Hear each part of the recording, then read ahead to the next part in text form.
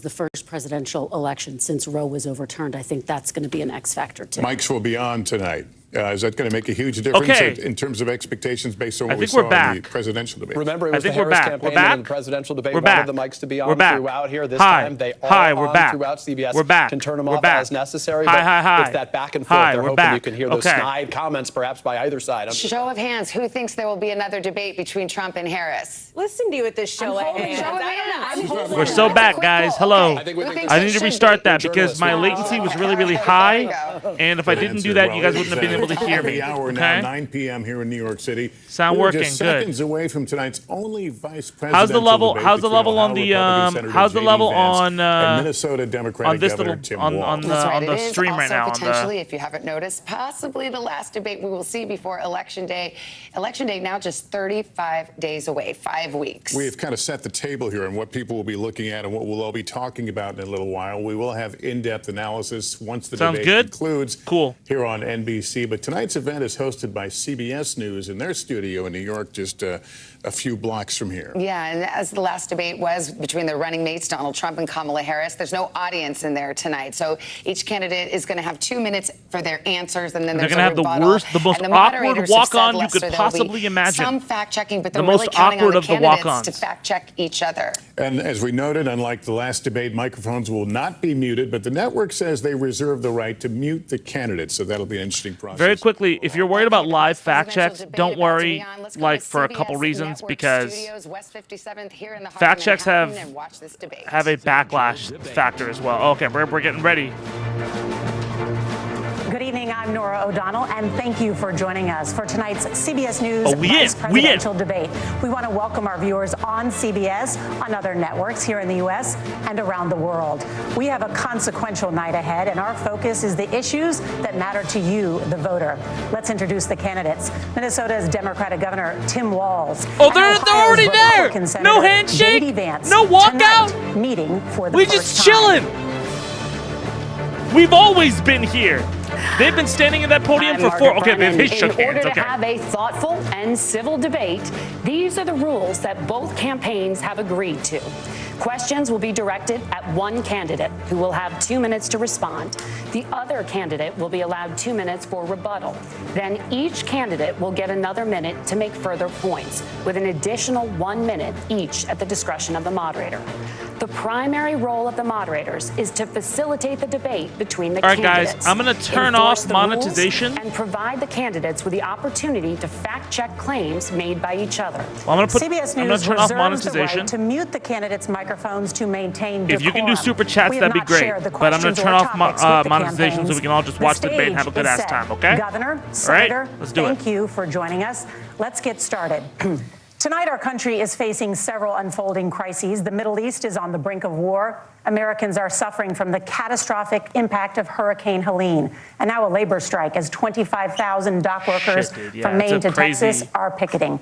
We're going to begin tonight with the Middle East. Margaret. Thank you, Nora. Earlier today, Iran launched its largest attack yet on Israel, but that attack failed, thanks to joint U.S. and Israeli defensive action. President Biden has deployed more than 40,000 U.S. military personnel and assets to that region over the past year to try to prevent a regional war.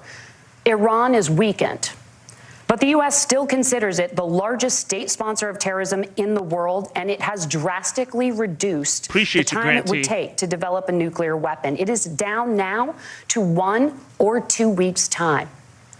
Governor Walz, if you were the final voice in the Situation Room, would you support or oppose a preemptive strike by Israel on Iran? You have 2 minutes. Well, thank you. And thank you for those joining at home tonight. Let's keep in mind where this started. October 7th, Hamas terrorists massacred over 1,400 Israelis and took prisoners. Israel's ability to be able to defend itself is absolutely fundamental. Getting its hostages back, fundamental, and ending the humanitarian crisis in Gaza. But The expansion of Israel and its proxies is an absolute fundamental necessity for the United States to have the steady leadership there. You saw it experienced today, where along with our Israeli partners and our coalition, able to stop the incoming attack. But what's fundamental here is that steady leadership is going to matter. He is nervous It's clear, as and fuck. the world saw it on that debate stage a few weeks ago. A nearly 80-year-old Donald Trump talking about crowd sizes is not what we need in this moment. But it's not just that. It's those that were closest to Donald Trump that understand how dangerous he is when the world is this dangerous. His chief of staff, John Kelly, said that he was the most flawed human being he'd ever met. And both of his secretaries of defense and his national security advisors said he should be nowhere near the White House. Now, the person closest to them, Donald Trump, said he's unfit for the highest office. That was Senator Vance. What we've seen out of Vice President Harris is we've seen steady leadership. We've seen a calmness that is able to draw on the coalitions to bring them together, understanding that our allies matter. When our allies see Donald Trump turn towards Vladimir Putin, turn towards North Korea, when we start to see that type of fickleness around holding the coalitions together, we will stay committed. And as the Vice President said today we will protect our forces and our allied forces, and there will be consequences. Governor, your time is up. That Senator Vance, the that same wasn't as question. crazy as Would a you nervous support response as I thought it or would be. He's oppose doing all a right. preemptive strike Thank you again, by Aubrey, Israel and thank you on again, Iran. Jen You Pepper. have 2 minutes. So, Margaret, I want to answer the question. First of all, thanks, Governor. Thanks to CBS for hosting the debate. And thanks, most importantly, to the American people who are watching this evening and caring enough about this country to pay attention to this vice presidential debate. I want to answer the question, but I want to actually give an introduction to myself a little bit, because I recognize a lot of Americans don't know who either one of us are. I was raised in a working class family. My mother required food assistance for periods of her life. My grandmother required Social Security help to raise me. And she raised me in part because my own mother struggled with addiction for a big chunk of my early life. I went to college on the GI Bill after I enlisted in the Marine Corps and served in Iraq. And so I stand here asking to be your vice president with extraordinary gratitude for this country, for the American dream that made it possible. I don't want to mute this. Why? The first fucking question, you're pivoting like this? Feeling that the American dream is unattainable. I want to try to convince you tonight over the next 90 minutes that if we get better leadership in the White House, if we get Donald Trump back in the White House, the American dream is going to be attainable once again. Now, to answer this particular question, we have to remember that as much as Governor Walz just accused Donald Trump of being an agent of chaos, Donald Trump actually delivered stability in the world, and he did it by establishing effective deterrence. People were afraid of stepping out of line. Iran, which launched this attack, has received over $100 billion in unfrozen assets thanks to the Kamala Harris administration. Guys, so what do they use that money for? They use it to buy weapons that they're now launching against our allies, and God forbid, potentially launching against the United States as well. Donald Trump recognized that for people to fear the United States, you needed peace through strength. They needed to recognize that if they got out of line, the United States global leadership would put stability and peace back in the world. Now, you asked about a preemptive strike, Margaret, and I want to answer the question. Look, it is up to Israel what they think they need to do to keep their country safe, and we should support our allies wherever they are when they're fighting the bad guys. I think that's the right approach to take with the Israel question. Thank you, Senator. Thank you for Governor Walz, do you care to respond to any of the allegations? Well, look, Donald Trump was in office. We'll sometimes hear a revisionist history, but when Donald Trump was in office, it was Donald Trump who we had a coalition of nations that had boxed Iran's nuclear program in, the inability to advance it. Donald Trump pulled that program and put nothing else in its place. Not a bad punch, so okay. Iran is closer to a nuclear weapon than they were before because of Donald Trump's fickle leadership. And when Iran shot down an American aircraft in international airspace, Donald Trump tweeted, because that's the standard diplomacy of Donald Trump.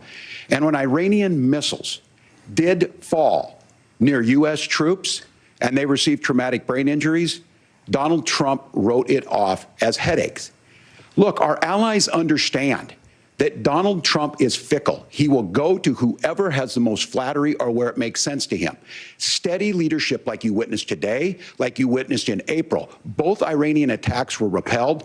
Our coalition is strong, and we need the steady leadership that Kamala Harris is providing. Senator Vance, the U.S. did have a Y72, diplomatic thank you deal so much with Iran to for the temporarily $2. pause Everyone, parts please of like its the video. nuclear Please do. program, It helps and President us. Trump did exit that deal.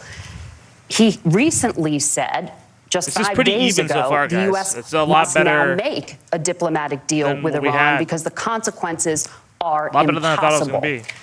Did he make a mistake? You have 1 minute. Well, first of all, Margaret, diplomacy is not a dirty word, but I think that's something that Governor Walz just said is quite extraordinary. You yourself just said Iran is as close to a nuclear weapon today as they have ever been. And Governor Walz, you blame Donald Trump, who has been the vice president for the last 3.5 years. And the answer is your running mate, not mine.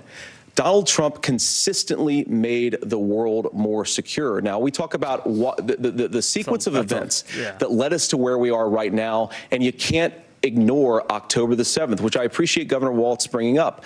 But when did Iran and Hamas and their proxies attack Israel? It was during the administration of Kamala Harris. So Governor Walz can criticize Donald Trump's tweets, but effective, smart diplomacy and peace through strength is how you bring stability back to a very broken world. Donald Trump has already done it once before. Ask yourself at home, when was the last time, I'm 40 years old, when was the last time that an American president didn't have a major conflict break out? The only answer is during the 4 years that Donald Trump was president.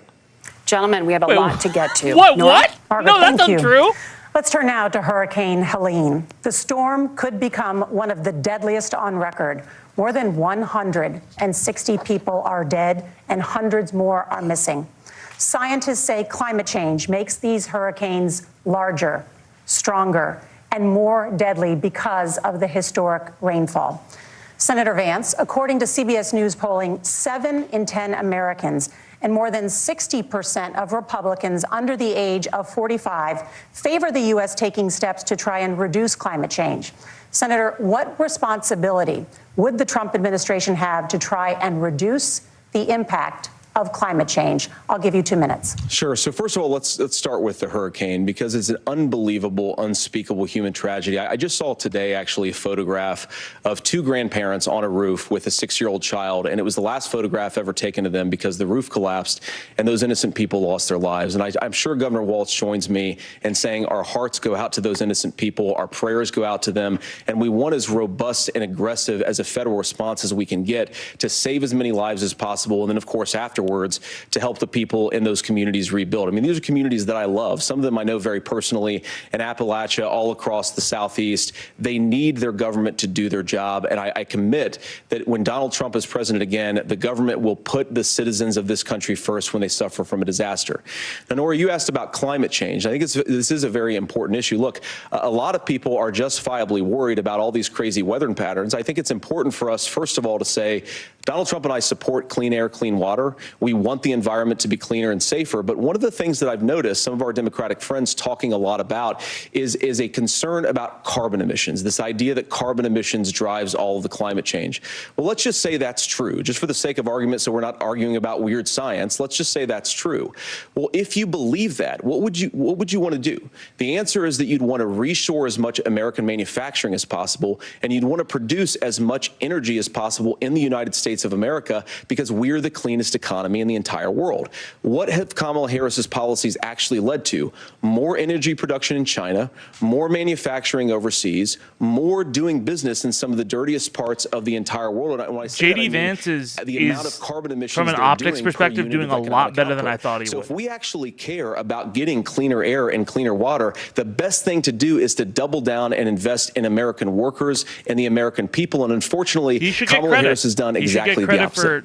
Well, I mean, he's way Governor better than Walz, Trump. you have 2 minutes to respond. Well, we got close to an agreement because all those things are happening. Look, first of all, it is a horrific tragedy with this hurricane, and my heart goes out to the folks that are down there in contact with the governors. I serve as co-chair of the Council of Governors as we work together on these emergency managements. Governors know no partisanship. They work together. So all of the governors and the emergency responders are on the ground. Those happen on the front end. The federal government comes in, makes sure they're there to that we recover, but we're still in that phase where we need to make sure that they're staying there, staying focused. Now, look, coming back to the climate change issue, there's no doubt this thing roared onto the scene faster and stronger than anything we've seen.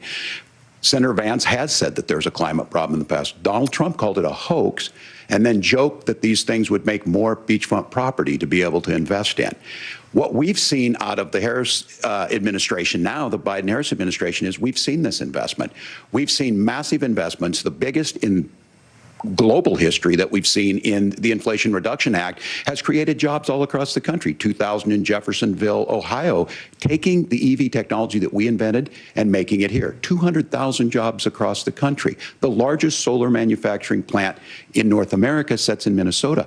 But my farmers know climate change is real. They've seen 500-year droughts, 500-year floods back to back. But what they're doing is adapting, and this has allowed them to tell me, look, I harvest corn, I harvest soybean, and I harvest wind. We are producing more natural gas and more oil at any time than we ever have. We're also producing more clean energy. So the solution for us is to continue to move forward, that climate change is real. Reducing our impact is absolutely critical, but this is not a false choice. You can do that at the same time you're creating the jobs that we're seeing all across the country. That's exactly what this administration has done. We are seeing us becoming an energy superpower for the future, not just the current. And that's what absolutely makes sense. And then we start thinking about how do we mitigate these disasters. He's doing a lot better. He did a lot better midway through that answer. Very quickly, John Horrington. John Horrigan. Sorry, not Horrington. That's fucking horrible. John Horrigan, thank you for the $100, man. That really, really means a lot. I appreciate it. We're up to 585 concurrent. Appreciate y'all. What they would be doing is more manufacturing and more energy production in the United States of America, and that's not what they're doing. So clearly, Kamala Harris herself doesn't believe her own rhetoric on this. If she did, she would actually agree with Donald Trump's energy policies. Now, something Governor Walz said I think is important to touch upon, because when we talk about clean energy, I think that's a slogan that often the Democrats will use here. I'm talking, of course, about the Democratic leadership. And the real issue is that if you're spending hundreds of millions or even billions of dollars of American taxpayer money on solar panels that are made in China, number one, you're going to make the economy dirtier. We should be making more of those solar panels here in the United States of America. Some of them are, Tim, but a lot of them are being made overseas in China, especially the components that go into those solar panels. So if you really want to make the environment cleaner, you've got to invest in more energy production. We haven't built a nuclear facility, I think, one in the past 40 years. Senator. Natural gas, we got to invest more in it. Kamala Harris has done the opposite. That's raised energy prices and also meant that we're doing worse by the climate. Senator, your time is up. Governor, would you like to respond? Well, look, we're producing more natural gas than we ever have. There's no moratorium on that. We're producing more oil. But the folks know, and like I said again, these are not liberal folks. These are not folks that are Green New Deal folks. These are farmers that have been drought one year, massive flooding the next year. They understand that it makes sense. Look, our #1 export cannot be topsoil from erosion from these massive storms. We saw it in Minnesota this summer. And thinking about how do we respond to that, we're thinking ahead on this. And what Kamala Harris has been able to do in Minnesota, we're starting to weatherproof some of these things. The infrastructure law that was passed allows us to think about mitigation in the future. How do we make sure that we're protecting by burying our power lines? How do we make sure that we're protecting lakefronts and things that we're seeing more and more of? But to call it a hoax and to take the oil company executives to Mar-a-Lago, say, give me money for my campaign and I'll let you do whatever you want. We can be smarter about that, and an all-above energy policy is exactly what she's doing, creating those jobs right here. You have to just literally call out Governor, Vance your time is up. The overwhelming because consensus he's trying among to say that, scientists but is he's that not the Earth's calling it out climate directly. is warming at an unprecedented rate. Margaret? Appreciate it, face We're plant. going to turn now to Chad immigration. Bruce, The crisis at the U.S.-Mexico border consistently ranks as one of the top issues for American voters. Senator Vance, your campaign is pledging to carry out the largest mass deportation plan in American history and to use the U.S. military to do so. Could you be more specific about exactly how this will work? For example, would you deport parents who have entered the U.S. illegally and separate them from any of their children who were born on U.S. soil? You have 2 minutes. So first of all, Margaret, before we talk about deportations, we have to stop the bleeding. We have a historic immigration crisis because Kamala Harris started and said that she wanted to undo all of Donald Trump's border policies. 94 executive orders suspending deportations, decriminalizing illegal aliens, massively increasing the asylum fraud that exists in our system. That has opened the floodgates. And what it's meant is that a lot of fentanyl is coming into our country. I had a mother who struggled with opioid addiction and has gotten clean. I don't want people who are struggling with addiction to be deprived of their second chance because Kamala Harris let in fentanyl into our communities at record levels. So you've got to stop the bleeding. You've got to re-implement Donald Trump's border policies, build the wall, re-implement deportations. And that gets me to your point, Margaret, about what do we actually do? So we've got 25 million illegal aliens who are here in the country. What do we do with them? I think the first thing that we do is we start with the criminal migrants. About 1 million of those people have committed some form of crime in addition to crossing the border illegally. I think you start with deportations on those folks. And then I think you make it harder for illegal aliens to undercut the wages of American workers. There's only so much like paper-thin xenophobia you can get away with until it's like, oh, you're xenophobic. Here it is. A fair wage for doing a good day's work. And the final point, Margaret, is you ask about family separation. Right now in this country, Margaret, we have 320,000 children that the Department of Homeland Security has effectively lost. Some of them have been sex trafficked. Some of them hopefully are at homes with their families. Some of them have been used as drug trafficking mules. The real family separation policy in this country is unfortunately Kamala Harris's wide open southern border. And I'd ask my fellow Americans to remember under Trump, by the way. Trump lost. She said she was going to do this. Real leadership would be saying, you know what? I screwed up. We're going to go back to Donald Trump's border policies. I wish that she would do that. It would be good for all of us. Governor, do you care to respond to any of those specific allegations, including that the vice president is, quote, letting in fentanyl and using kids as drug mules, among other things regarding children? The drug mule is not true, but I will say about the fentanyl, because this is a crisis of this, the opioid crisis. And the good news on this is the last 12 months saw the largest decrease in opioid deaths in our nation's history, 30% decrease in Ohio. But there's still more work to do. But let's go back to this on immigration. Kamala Harris was the Attorney General of the largest state and a border state in California. She's the only person in this race who prosecuted transnational gangs for human trafficking and drug interventions. But look, we all want to solve this. Most of us want to solve this, and that is the United States Congress. That's the Border Patrol agents. That's the Chamber of Commerce. That's most Americans out here. That's why we had the fairest and the toughest bill on immigration that this nation's seen. It was crafted by a conservative senator from Oklahoma, James Lankford. I know him. He's super conservative, but he's a man of principle, wants to get it done. Democrats and Republicans worked on this piece of legislation. The Border Patrol said, this is what we need in here. These are the experts. And the Chamber of Commerce and the Wall Street Journal said, pass this thing. Kamala Harris helped get there. 1,500 new border agents, detection for drugs, DOJ money to speed up the adjudications on this, just what America wants. But as soon as I was getting ready to pass and actually tackle this, Donald Trump said no, told them to vote against it because it gives him a campaign issue. It gives him what would Donald Trump talk about if we actually did some of these things? And they need to be done by the legislature. There's you can't just do this through the executive branch. So look, we have the options to do this. Donald Trump had 4 years. He had 4 years to do this, and he promised you, America, how easy it would be.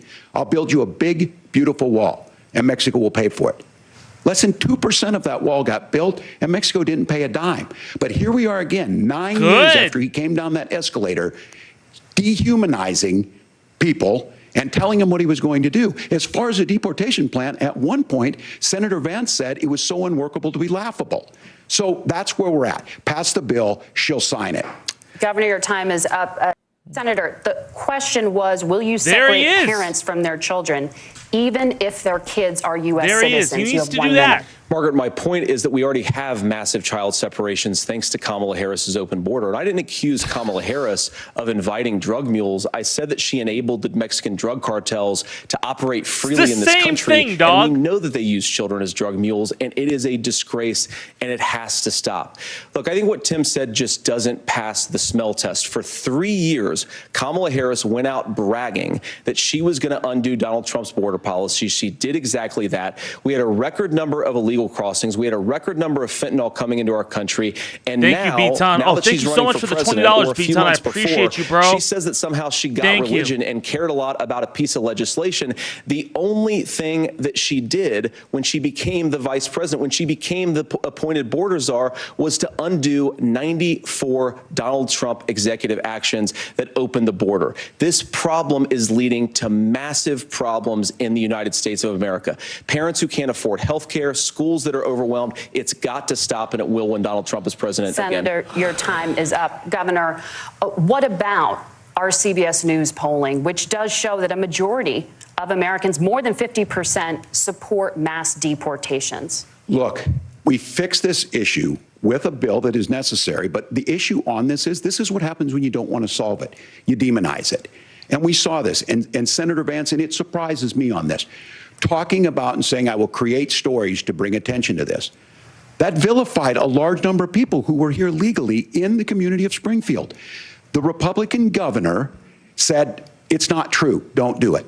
There's consequences for this. There's consequences. We could come together. Senator Langford did it. We could come together and solve this if we didn't let Donald Trump continue to make it an issue. And the consequences in Springfield were the governor had to send state law enforcement to escort kindergartners to school. I believe Senator Vance wants to solve this, but by standing with Donald Trump and not working together to find a solution, it becomes a talking point. And when it becomes a talking point like this, we dehumanize and villainize other human beings. Tim, Governor, your time is up. Senator, I'll give you 1 minute, but let me just ask you the question first. The governor has made the point, that was a really and strong I think point as a sitting lawmaker, you know Walz. that Congress controls the purse strings and any funding. So you have said repeatedly that Donald Trump would, through executive action, solve this. Do you disagree that Congress controls the purse strings and would need to support many of the changes that you would actually want to implement? You have 1 minute. Look, Margaret, first of all, the gross majority of what we need to do at the southern border is just empowering law enforcement to do their job. I've been to the southern border more than our borders are. Kamala Harris has been. And it's actually heartbreaking because the Border Patrol agents, they just want to be empowered to do their job. Of course, additional resources would help, but most of this is about the president and the vice president empowering our law enforcement to say, if you try to come across the border illegally, you've got to stay in Mexico, you've got to go back through police just had the vibes. Governor Walz brought up the community of Springfield, and he's very worried about the things that I've said police in just had the vibe in Springfield, Ohio, and in communities. Donald Trump just needs to be like, bro, I vibe with you, and the police are going to be like, yes. The Border Patrol is going to be that are overwhelmed. You have got housing that is totally unaffordable because we brought in millions of illegal immigrants to compete with Americans for scarce homes. The people that I'm most worried about in Springfield, Ohio, are the American citizens who have had their lives destroyed by Kamala Harris's open border. It is a disgrace, Tim. And I actually think, I agree with you. I think you want to solve this problem, but I don't think that Kamala Harris does. Senator, your time is up. Governor, you have 1 minute to respond. Yeah, well, it is law enforcement that asked for the bill. They helped craft it. They're the ones that supported it. That's because they know we need to do this. Look, this issue of continuing to bring this up, of not dealing with it, of blaming migrants for everything. On housing, we could talk a little bit about Wall Street speculators buying up housing and making them less affordable, but it becomes a blame. Look, this bill also gives the money necessary to adjudicate. Thank you so much for the $10. It should you not quit take your job and watch 7 years this for an stream. asylum claim to be Comeback done. Season This is one of my bill gets favorite it done in songs, and I 90 appreciate days. it. Then you start to make a difference in this, and you start to adhere to what we know, American principles. Look, I don't talk about my faith a lot, but Matthew 25:40 talks about, to the least amongst us you do unto me. I think that's true of most Americans. They simply want order to it. This bill does it. It's funded. It's supported by the people who do it. And it lets us keep our dignity about how we treat other people. Thank you, Governor. And just to clarify for our viewers, Springfield, Ohio does have a large number of Haitian migrants who have legal status. Right. Temporary protected status. Well, Margaret, but thank you, Senator. We have so much to get to. Margaret, I think it's important because we're going to turn now to the economy. Thank you. Margaret, the rules were that you guys weren't going to fact check, and since you're fact checking me, I think it's important to say what's actually going on. So there's an application called the CBP One app, where you can go on as an illegal migrant, apply for asylum or apply for parole, and be granted legal status at the wave of a Kamala Harris open border wand. That is not a person coming in, applying for a green card and waiting for 10 years. That's a facilitation of illegal immigration. Okay, two things. Number one, I think fact checks are good, but they shouldn't have fact checked because I gave him an open thing to do this shit, right? But thank you, gentlemen. The CBP One app has not been on the books since 1990. It's something that Kamala Harris created, Margaret. Gentlemen, The audience can't hear you because your mics are cut. We have so much we want to get to. Thank you for explaining the legal process. Nora. Thank you, Margaret. The economy is a top concern. What the fuck? They fact check? Each of your campaigns has released an economic plan, so let's talk about the specifics. Governor Walz, Vice President Harris unveiled a plan that includes billions in tax credits for manufacturing, housing, and a renewed child tax credit. The Wharton School says your proposals will increase the nation's deficit by $1.2 trillion. Oh, shit. How would you pay for that without ballooning the deficit? Oh, my God. Governor, I'll give you 2 minutes. Yeah, thank you. And Kamala Harris and I do believe in the middle class because that's where we come from. We both grew up in that. We understand. So those of you out there listening tonight, you're hearing a lot of stuff back and forth, and it's good. It's healthy. That's what this is supposed to happen. You should be listening. How's this going to impact me?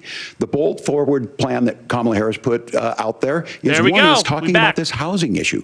The one thing is there's 3 million new houses proposed under this plan with down payment assistance on the front end to get you in a house. A house is much more than just an asset to be traded somewhere. It's foundational to where you're at. And then making sure that the things you buy every day, whether they be prescription drugs or other things, that there's fairness in that. Look, the $35 insulin is a good thing, but it costs $5 to make insulin. They were charging $800 before this law went into effect. As far as the housing goes, I've seen it in Minnesota. 12% more houses in Minneapolis. Prices went down on rent 4%. It's working. And then making sure tax cuts go to the middle class. $6,000 child tax credit. We have one in Minnesota. Reduces childhood poverty by 1/3. We save money in the long run, and we do the right thing for families. And then getting businesses off the ground. The law as it stands right now is $5,000 tax credit for small business, increasing that to $50,000. Walz is doing so much better now. This is the same thing with Harris in the debate.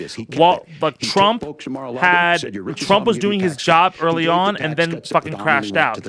Vance on that immigration question crashed out. Walz is killing it right now. The largest ever. Now he's proposing a 20% consumption or sales tax on everything we bring in. Everyone agrees, including businesses, it would be destabilizing it, it would increase inflation and potentially lead to a recession. Look, this is simple for you. Where are we going? Kamala Harris has said to do the things she wants to do, we'll just ask the wealthiest to pay their fair share. When you do that, our system works best, more people are participating in it, and folks have the things that they need. Senator, I want to give you a moment to respond on that. But similarly, the Wharton School has done an analysis of the Trump plan and says it would increase the nation's deficit by $5.8 trillion. My question is the same for you. How do you pay for all that without ballooning the deficit? I'll give you 2 minutes. Well, first of all, you're going to hear a lot from Tim Walz this evening, and you just heard it in the answer, a lot of what Kamala Harris proposes to do.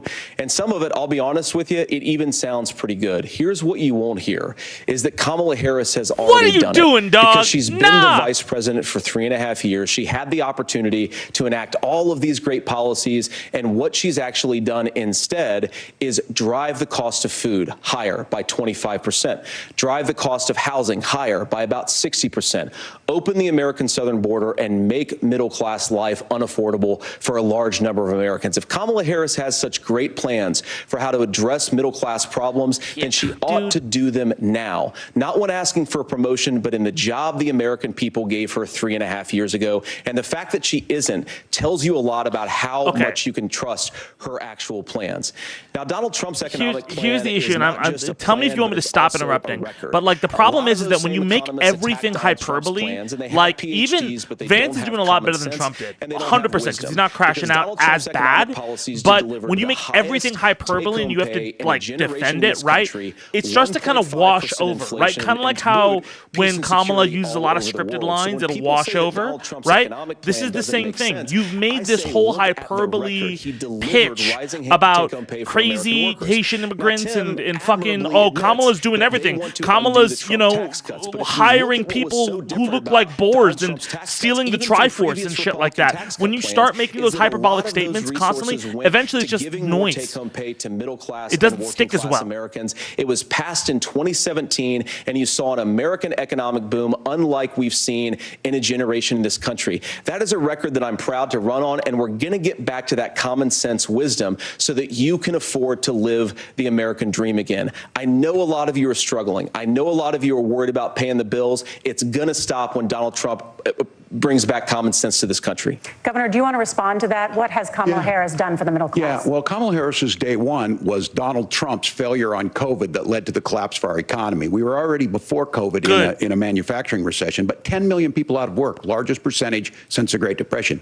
9 million jobs closed on that. That was day one, whether it was the Infrastructure Act or other things we moved. Now, you made a question about experts, said this. I've made a note of this. Economists can't be trusted. Science can't be trusted. National security folks can't be trusted. Look, if you're going to be president, you don't have all the answers. Donald Trump believes he does. My pro tip of the day is this. If you need heart surgery, listen to the people at the Mayo Clinic in Rochester, Minnesota, not Donald Trump. And the same thing goes with this. And I ask you out there, teachers, nurses, truck drivers, or whatever, how is it fair that you're paying your taxes every year and Donald Trump hasn't paid any federal tax in the last 15 years, and the last year as president? That's what's wrong with the system. There we There's go. a way around it, and he's bragged about that. We're just asking for fairness in it, and that's all you want. You have a minute. Governor, you say trust the experts. But those same experts for 40 years said that if we shipped our manufacturing base off to China, we'd get cheaper goods. They lied about that. They said if we shipped our industrial base off to other countries, to Mexico and elsewhere, it would make the middle class stronger. They were wrong about that. They were wrong about the idea that if we made America less self-reliant, less productive in our own nation, that it would somehow make us better off, and they were wrong about it. And for the first time in a generation, Donald Trump had the wisdom and the courage to say to that bipartisan consensus, we're not doing it anymore. We're bringing American manufacturing back. We're unleashing American energy. We're going to make more of our own stuff. And this isn't just an economic issue. I mean, I've got 3 beautiful little kids at home, 7, 4, and 2, and I love them very much, and I hope they're in bed right now. But look, so many of the drugs, the pharmaceuticals that we put in the bodies of our children are manufactured by nations that hate us. This has to stop, and we're not going to stop it by listening to experts. We're going to stop it by listening to common sense wisdom, which is what Donald Trump governed on. Senator, your time is up. Governor Walz, can you address that? I mean, voters say they trust Donald Trump on the economy more. Why? Well, if you're listening tonight and you want billionaires to get tax cuts, you heard what the numbers were. Look, I'm a union guy on this. I'm not a guy who wanted to ship things overseas, but I understand that, look, we produce soybeans and corn. We need to have fair trading partners. That's something that we believe in. I think the thing that most concerns me on this is Donald Trump was the guy who created the largest trade deficit in American history with China. So the rhetoric is good. Much of what the senator said right there, I'm in agreement with him on this. I watched it happen too. I watched it to my communities, and we talked about that. But we had people undercutting the right to collectively bargain. We had right to work states made it more difficult. We had companies that were willing to ship it over, and we saw people profit. Folks that are venture capital in some cases, putting money into companies that were overseas. We're in agreement that we bring those home. The issue is Donald Trump is talking about it. Kamala Harris has a record, 250,000 more manufacturing jobs just out of the IRA. May I respond to that? Yes. So appreciate that. So if you notice, what Governor Walz just did is he said, first of all, Donald Trump has to listen to the experts. And then when he acknowledged that the experts screwed up, he said, well, Donald Trump didn't do nearly as good of a job as the statistics show that he did. So what Tim Walz is doing, and I honestly, Tim, I think you got a tough job here, because you've got to play whack-a-mole. You've got to pretend that Donald Trump didn't deliver rising take-home pay, which of course he did. You've got to pretend that Donald Trump didn't deliver lower inflation, which of course he did. And then you've simultaneously got to defend Kamala Harris's atrocious economic record, which has made gas, groceries, and housing unaffordable for American citizens. I was raised by a woman who would sometimes go into medical debt so that she could put food on the table in our household. I know what it's like to not be able to afford the things that you need to afford. We can do so much better. To all of you watching, we can get back to an America that's affordable again. We just got to get back to common sense economic principles. I hope we have a conversation on health care then. Senator, Governor. Please. Thank you. Margaret? We have a lot to get to ahead, gentlemen, on many topics. But right now, I want to talk about personal qualifications. The vice president is often the last voice. That was not a bad response. Making from Vance decisions. on there. We want to ask you hey, about Zed, I love your leadership content, both on your qualities. channel and your music, Governor especially the Evo Walz, soundtracks. I also appreciate your ability to explain things from an optics and incentives perspective. Keep it up. Thank you so much, Bentaz. Yeah, from an optics perspective, Vance did well there. You know, and Walz did well. Walz wasn't cloned down. This is a pretty evenly matched debate. August of that year. Can you explain that discrepancy? Yeah, well, and to the folks out there who didn't get at the top of this, look, I grew up in small rural Nebraska, town of 400, town that you rode your bike with your buddies till the streetlights come on, and I'm proud of that service. I joined the National Guard at 17, worked on family farms, and then I used the GI Bill to become a teacher, passionate about it, a young teacher. My first year out, I got the opportunity in the summer of '89 to travel to China. 35 years ago, be able to do that. I came back home and then started a program to take young people there. We would take basketball teams, we would take baseball teams, we would take dancers, and we would go back and forth to China. The issue for that was to try and learn. Now look, my community knows who I am. They saw where I was at. Look, I will be the first to tell you, I have poured my heart into my community. I've tried to do the best I can, but I've not been perfect. And I'm a knucklehead at times, but it's always been about that. Those same people elected me to Congress for 12 years. And in Congress, I was one of the most bipartisan people, working on things like farm bills that we got done, working on veterans benefits. And then the people of Minnesota were able to elect me to governor twice. So look, my commitment has been from the beginning to make sure that I'm there for the people, to make sure that I get this right. I will say more than anything, many times I will talk a lot, I will get caught up in the rhetoric, but being there, the impact it made, the difference it made in my life, I learned a lot about China. I hear the critiques of this. I would make the case that Donald Trump should have come on one of those trips with us. I guarantee you he wouldn't be praising Xi Jinping about COVID, and I guarantee you he wouldn't start a trade war that he ends up losing. Smart. So this is about trying to Smart understand punch. the world. It's about trying to do the best you can for your community. Smart counterpunch. And then it's putting yourself out there and letting your folks understand what it is. My commitment, whether it be through teaching, which I was good at, or whether it was being a good soldier or was being a good member of Congress, those are the things that I think are the values that people care about. Governor, just to follow up on that, the question was, can you explain the discrepancy? All I said on this was I got there that summer and misspoke on this. So I will just, that's what I've said. So I was in Hong Kong and China during the democracy protests went in. And from that, I learned a lot of what needed to be in governance. Thank you, Governor. Affable. Senator Vance. Good shit. In 2016, you called your running mate, Donald Trump, unfit for the nation's highest office, and you said he could be America's Hitler. I know you've been asked many times, and you've said you regret those comments and explained you then voted for Donald Trump in 2020. But the Washington Post reported new messages last week in which you also disparaged Trump's economic record while he was president, writing to someone in 2020, quote, Trump thoroughly failed to deliver his economic populism. You're now his running mate, and you've shifted many of your policy stances to align with his. If you become vice president, why should Americans trust that you will give Donald Trump the advice he needs to hear and not just the advice he wants to hear? Damn. You have 2 minutes. Well, first of all, Margaret, because I've always been open. And sometimes, of course, I've disagreed with the president, but I've also been extremely open about the fact that I was wrong about Donald Trump. I was wrong, first of all, because I believed some of the media stories that turned out to be dishonest fabrications of his record.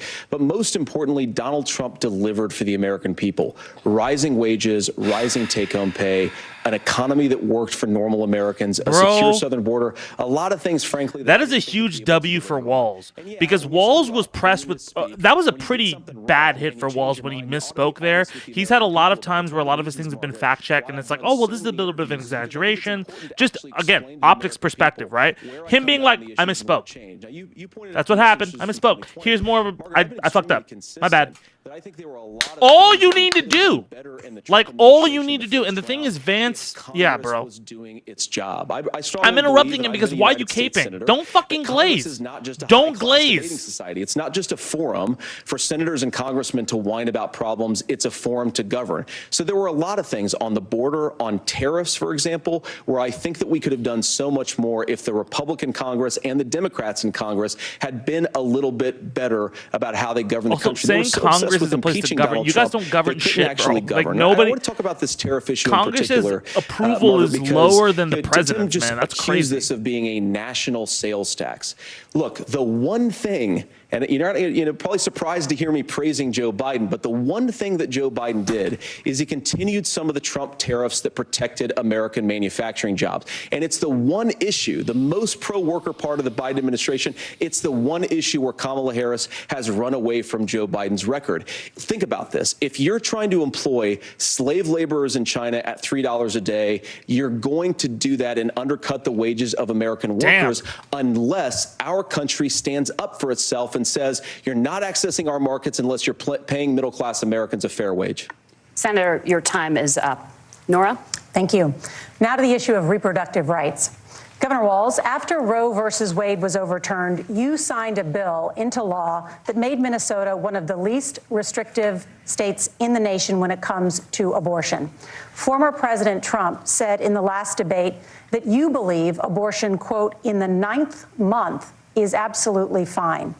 Yes or no? Is that what you support? Wait, what? I'll give you 2 minutes. That's not what the bill says, but look, this issue is what's on everyone's mind. Donald Trump put this all into motion. He brags about how great it was that he put the judges in and overturned Roe versus Wade, 52 years of personal autonomy. And then he tells us, oh, we send it to the states. It's a beautiful thing. Amanda Zaworski would disagree with you on it's a beautiful thing. A young bride in Texas waiting for their child at 18 weeks. She has a complication, a tear in the membrane. She needs to go in. The medical care at that point needs to be decided by the doctor. And that would have been an abortion. But in Texas, that would have put them in legal jeopardy. She went home, got sepsis, nearly dies, and now she may have difficulty having children. Or in Kentucky, Hadley Duvall, a 12-year-old child raped and impregnated by her stepfather. Those are horrific. Now, when God asked about that, Senator Vance said 2 wrongs don't make a right. There is no right in this. So in Minnesota, what we did was restore Roe versus Wade. We made sure that we put women in charge of their health care. But look, this is not where, if you don't know Amanda or a Hadley, you soon will. Their Project 2025 is going to have a registry of pregnancies. It's going to make it more difficult, if not impossible, to get contraception and limit access, if not eliminate access to infertility treatments. For so many of you out there listening, me included, infertility treatments are why I have a child. That's nobody else's business. He's doing good. But those things are being proposed. And the catch-all on this is, well, the states will decide what's right for Texas might not be right for Washington. That's not how this works. This is basic human right. We have seen maternal mortality skyrocket in Texas, outpacing many other countries in the world. This is about health care. In Minnesota, we are ranked first in health care for a reason. We trust women. We trust doctors. Senator, do you want to respond to the governor's claim? Will you create a federal pregnancy monitoring agency? No, Nora, certainly we won't. And I want to talk about this issue because I know a lot of Americans care about it, and I know a lot of Americans don't agree with everything that I've ever said on this topic. And, you know, I grew up in a working class family in a neighborhood where I knew a lot of young women who had unplanned pregnancies and decided to terminate those pregnancies because they feel like they didn't have any other options. And, you know, one of them is actually very dear to me. And I know she's watching tonight, and I love you. And she told me something a couple years ago that she felt like if she hadn't had that abortion, that it would have destroyed her life because she was in an abusive relationship. And I think that what I take from that as a Republican who proudly wants to protect innocent life in this country, who proudly wants to protect the vulnerable, is that my party, we've got to do so much better of a job at earning the American people's trust back on this issue where they frankly just don't trust us. And I think that's one of the things that Donald Trump and I are endeavoring to do. I want us as a Republican Party to be pro-family in the fullest sense of the word. I want us to support fertility treatments. I want us to make it easier for moms to afford to have babies. I want it to make it easier for young families to afford a home so they can afford a place to raise that family. And I think there's so much that we can do on the public policy front. Are you saying you're just to give pro-choice? Women more What is options. this? Now, of course, Donald Trump has been very clear that on the abortion policy specifically, that we have a big country and it's diverse. And California has a different viewpoint on this than Georgia. Georgia has a different viewpoint from Arizona. And the proper way to handle this, as messy as democracy sometimes is to let voters make these decisions. Let the individual states make their abortion policy. Listen, and I think that's what makes the that's most sense. That's a really good idea, and I believe in it. Let's be honest, but we're not going to do it. very, very messy and divided country. Governor, would you like to respond and also answer the question about restrictions? Yeah, well, the question got asked, and Donald Trump made the accusation that wasn't true about Minnesota. Well, let me tell you about this idea that there's diverse states. There's a young woman named Amber Thurman. She happened to be in Georgia, a restrictive state. Because of that, she had to travel a long distance to North Carolina to try and get her care. Amber Thurman died in that journey back and forth. The fact of the matter is, how can we as a nation say that your life and your rights, as basic as the right to control your own body, is determined on geography? There's a very real chance, had Amber Thurman lived in Minnesota, she would be alive today. That's why the restoration of Roe versus Wade. When you listen to Vice President Harris talk about this subject and you hear me talk about it, you hear us talking exactly the same. Amber Thurman story is Donald Trump is trying to figure out how to get the political right of this. I agree with a lot of what Senator Vance said about what's happening. His running mate, though, does not, and that's the problem. Governor, your time is up. Senator, let me ask you about that. He mentioned, it was, I think, referring to a national ban. In the past, you have supported a federal ban on abortion after 15 weeks. In fact, you said if someone can't support legislation like that, quote, you are making the United States the most barbaric pro-abortion regime anywhere in the entire world. My question is, why have you changed your position? Well, Nora, first of all, I never supported a national ban. I did when I was running for Senate in 2022 talk about setting some minimum national standard. For example, first of all, Nora, we have a partial birth abortion ban in place in this country at the federal level. I don't think anybody's trying to get rid of that, or at least I hope not, though I know that Democrats have taken a very radical pro-abortion stance. But Nora, you know, one of the things that changed nice little punch in the state under of Ohio, we had a referendum in 2023, and the people of Ohio voted overwhelmingly, by the way, against my position. And I think that what I learned from that, Nora, is that we've got to do a better job at winning back people's trust. So many young women would love to have families. So many young women also see an unplanned pregnancy as something that's going to destroy their livelihood, destroy their education, destroy their relationships. And we have got to earn people's trust back. And that's why Donald Trump and I are committed to pursuing pro-family policies, making child care more accessible, making fertility treatments more accessible, because we've got to do a better job at that. And that's what real leadership is. Governor, your response. Well, I'm going to respond on the pro-abortion piece of that. No, we're not. We're pro-women. We're pro-freedom to make your own choice. There you go. We know what the implications are to not be that. Women having miscarriages, women not getting the care, physicians feeling like they may be prosecuted for providing that care. And as far as making sure that we're educating our children and giving them options, Minnesota's a state with one of the lowest teen pregnancy rates. We understand that, too. We know that the options need to be available, and we make that true. We also make it, we're a top 3 state for the best place to raise children. But these two things, to try and say that we're pro-children, but we don't like this, or you guys are pro-abortion, that's not the case at all. We are pro-freedoms for women to make their choices, and we're going, and Kamala Harris is making the case, to make options for children more affordable, a $6,000 child tax credit, but we're not going to base that on the backs of making someone like Amber Thurman drive 600 miles to try and get health care. Senator. Good punch. There he is. Governor, I agree with you. Amber Thurman should still be alive, and there are a lot of people who should still be alive, and I certainly wish that she was. And maybe you're disagree with me on this and explain this to me, but as I read the Minnesota law that you signed into law, the statute that you signed into law, it says that a doctor who presides over an abortion where the baby survives, the doctor is under no obligation to provide life-saving care to a baby who survives a botched late-term abortion. That is, I think, whether you're pro-choice or pro-abortion, that is fundamentally barbaric. And that's why I use that word, Nora, is because some of what we've seen, do you want to force Catholic hospitals to perform abortions against their will? Are you asking him to answer, or are you just speechifying to violate their freedom of conscience? We can be a big and diverse country where we respect people's freedom of conscience and make the country more pro-baby and pro-family. But please.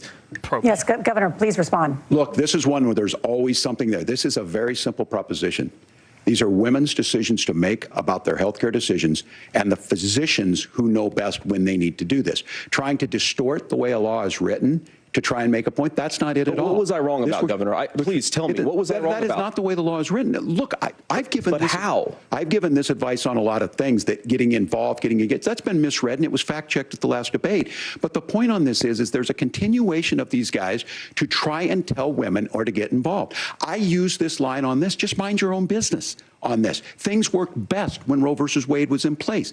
When we do a restoration of Roe, that works best. That doesn't preclude us from increasing funding for children. It doesn't increase us from making sure that once that child's born, like in Minnesota, they get meals, they get early childhood education, they get health care. So the hiding behind we're going to do all these other things when you're not proposing them in your budget. Kamala Harris is proposing them. She's proposing all those things to make life easier for families. I asked a specific question, Governor. You gave me a slogan as a response. It's not the case. It's not true. That's not what the law says. So they fact-checked it with President Trump. Gentlemen, there's a lot to discuss. We have to move on, and we're going to be right back with much more of the CBS News vice presidential debate in just a moment.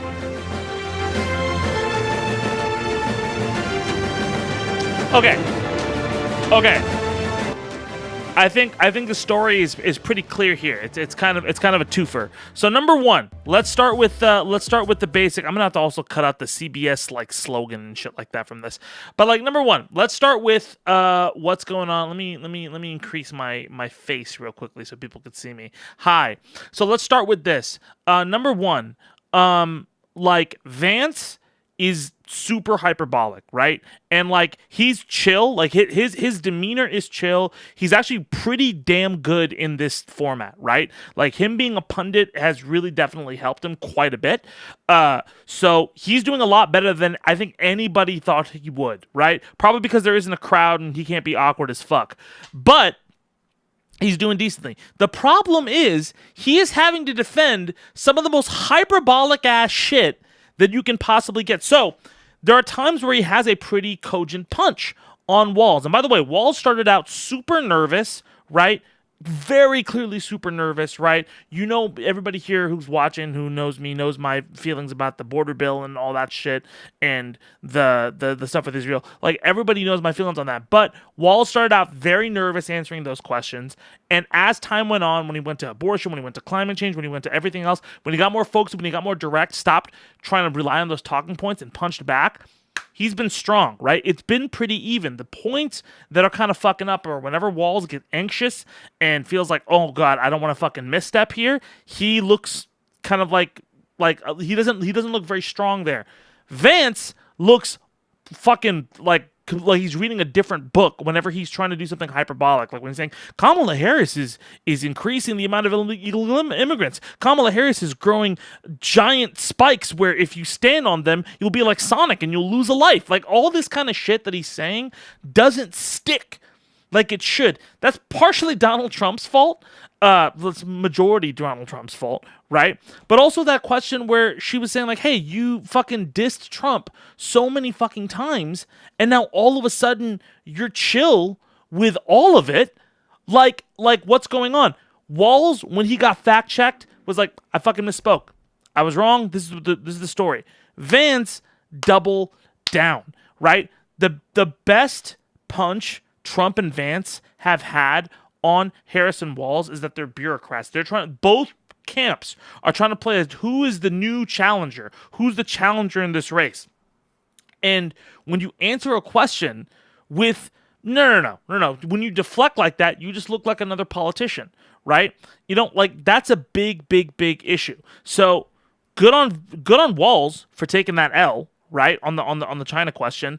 Vance should have taken the L there. Also the abortion question, obviously they're going to do badly on. Vance did a pretty terrible job. Even when he was trying to pin that to Walz, which is obviously a lie. That's not what the law says, right? Like he asked Walz to give a specific answer. Walz said it's nothing's written there, right? And he punched it just enough times for it to feel like this is a fabrication of something that's written there, right? Which he didn't want to do. If you're looking from an optics perspective and you want to just be a scumbag and increase the chance of people just believing something that isn't there, you can't overplay your hand. And he overplayed it one or two times there. So far, this has been a pretty look, I'm not talking about facts here, right? Like facts, we know who's lying, who's not. We know when people are giving a talking point when they're not.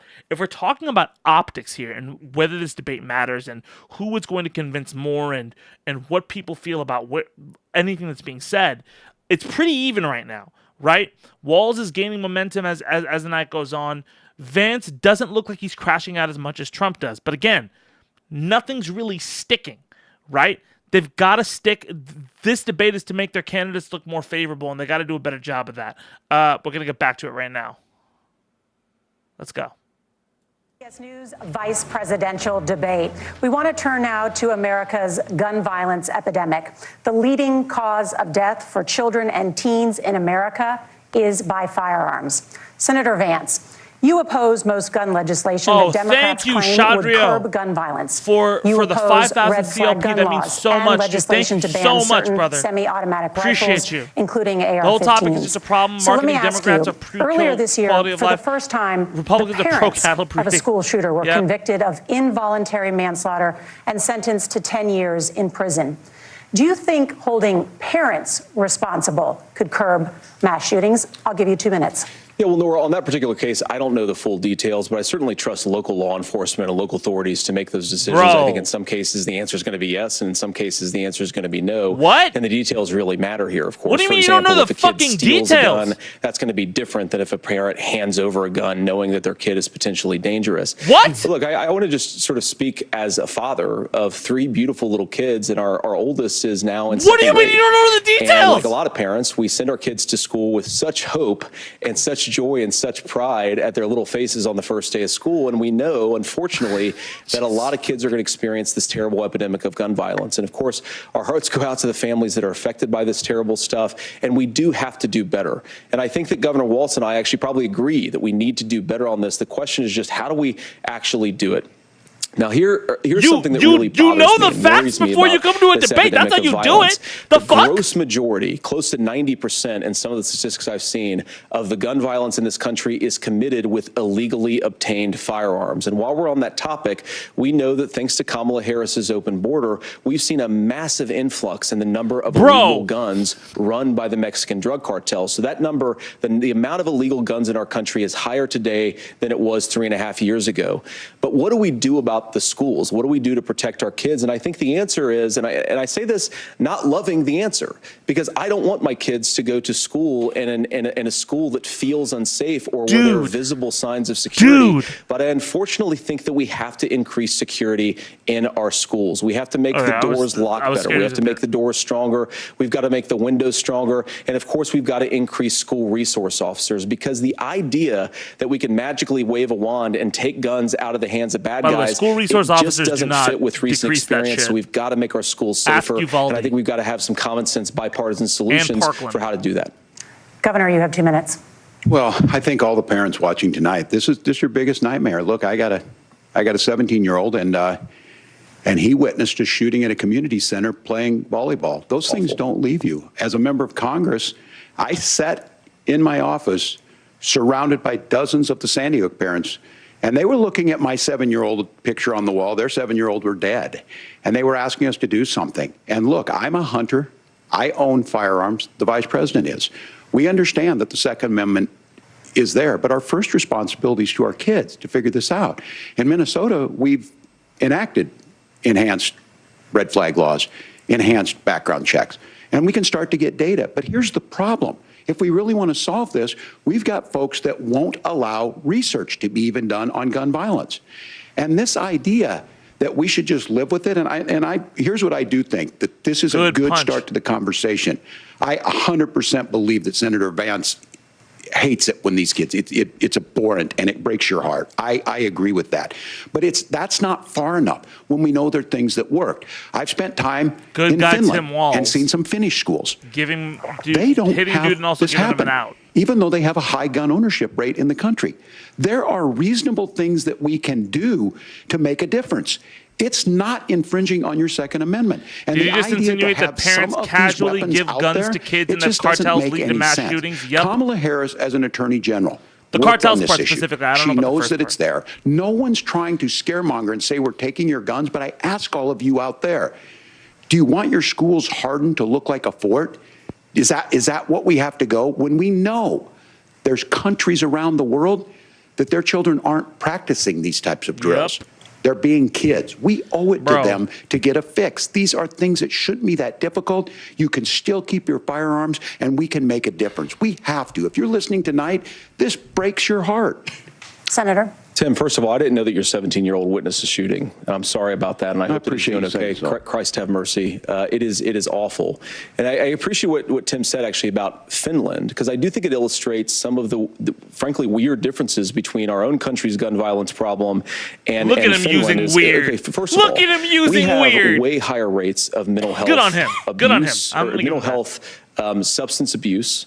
We have way higher rates of depression, way higher rates of anxiety. We unfortunately have a mental health crisis in this country that I really do think that we need to get to the root causes of, because I don't think it's the whole reason why we have such a bad gun violence problem, but I do think it's a big piece of it. Another driver of the gun violence epidemic, especially that affecting our kids, it doesn't earn as many headlines, but is the terrible gun violence problem in a lot of our big cities. And this is why we have to empower he's back on the talking point, but like that first answer that he gave was super take gun offenders off the streets. I think there's a whole host of things that we can do here, but I do think at our schools we've got to talk about more security.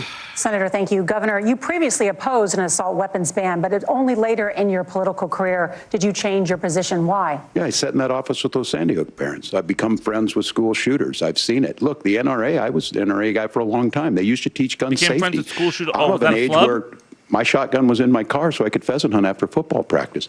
That's not where we live today. And several things I want to mention on this is talking about cities and where it's at. The number one where the most firearm deaths happen in Minnesota are rural suicides.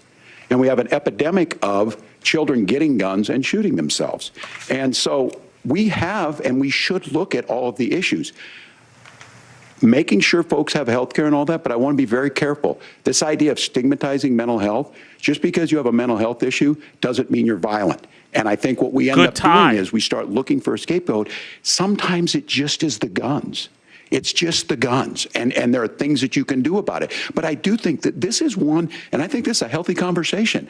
I think there's a capacity to find solutions on this that work, protect Second Amendment, protect our children. That's our priority. Gentlemen, thank you. Margaret? Thank you, Nora. Let's turn now to the top contributor to inflation, the high cost of housing and rent. There's a shortage of more than 4 million homes in the United States, and that contributes to the high housing prices. Governor Walz, the Harris campaign promises a $25,000 down payment assistance for first-time home buyers and a $10,000 tax credit. What's unfortunate for both these guys, they have to defend to build 3 million new homes. The platform, where are you building these homes? Like in a way that they made it up, and they're along for the ride a little bit. No, it's not handing out. We have, first, let me say this issue of housing, and I think those of you listening on this, the problem we've had is that we've got a lot of folks that see housing as another commodity. It can be bought up, it can be shifted, it can be moved around. Those are not folks living in those houses. Those of you listening tonight, that house is a big deal. I bought and owned one house in my life. My mom still lives in the house where I was. And when I think of a house, I'm thinking of Christmas services after midnight mass where you go with your family. We need to make it more affordable. And one of the things, as I said, this program that the Vice President is pushing forward and bringing a new way of approaching this is something we're doing in Minnesota from that lead.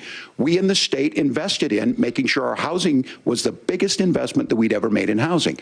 It starts to make it easier. We cut some of the red tape. Local folks, look, we can't do it at the federal level, but local folks make it easier to build those homes. And then that down payment assistance. I can tell all of you out there, one of the, certainly for me, using the GI Bill was one thing, but a veteran's home loan, the big thing about a veteran's home loan is you don't have to pay the down payment. Those are things that make it there. Now, look, you're going to pay it back, and you're going to pay your mortgage. Those are things that we know in the long run, the appreciated value, the generational wealth that's created from it. And I will give Minneapolis an example. Minneapolis is the one city where we've seen the lowest inflation rates. We've seen a 12% increase in stock because we've put some of these things in, and we're implementing a state program to make sure we give some of that down payment assistance. This is the best answer of the night. Because here's what we know. People with stable housing end up with stable jobs. This is the People with stable Walz. housing There have we their are. kids able to be able to get to school.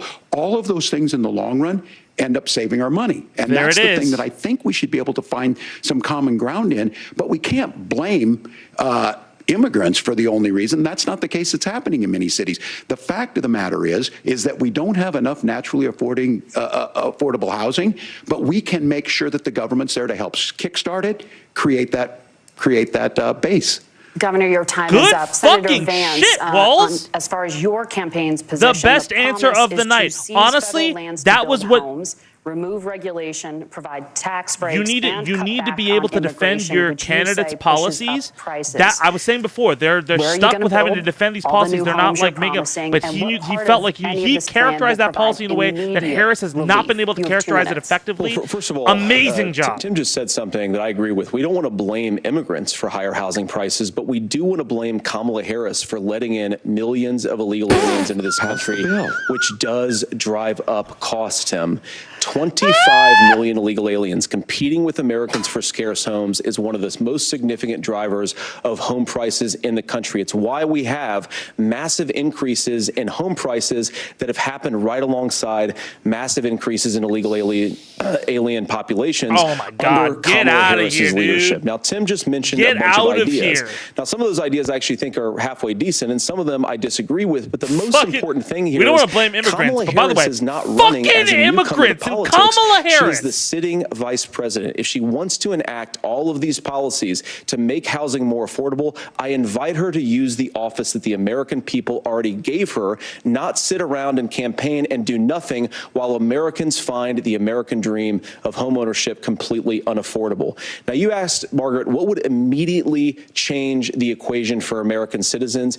If you lower energy prices, as Donald Trump says, drill, baby, drill, one of the biggest drivers of housing costs aside from illegal immigration is, think about it. If a truck driver's paying 40% more for diesel, then the lumber he's delivering to the job site to build the house is also going to become a lot more expensive. If we open up American energy, you will get immediate. You started this whole fucking debate talking about how you're about clean fucking energy, and now you're all about drill, baby. What the fuck are you talking about? There, do you want to answer? Can I have it? Where, Governor, we will get to you in a moment. But Senator, where are you going to seize the federal lands? Can you clarify?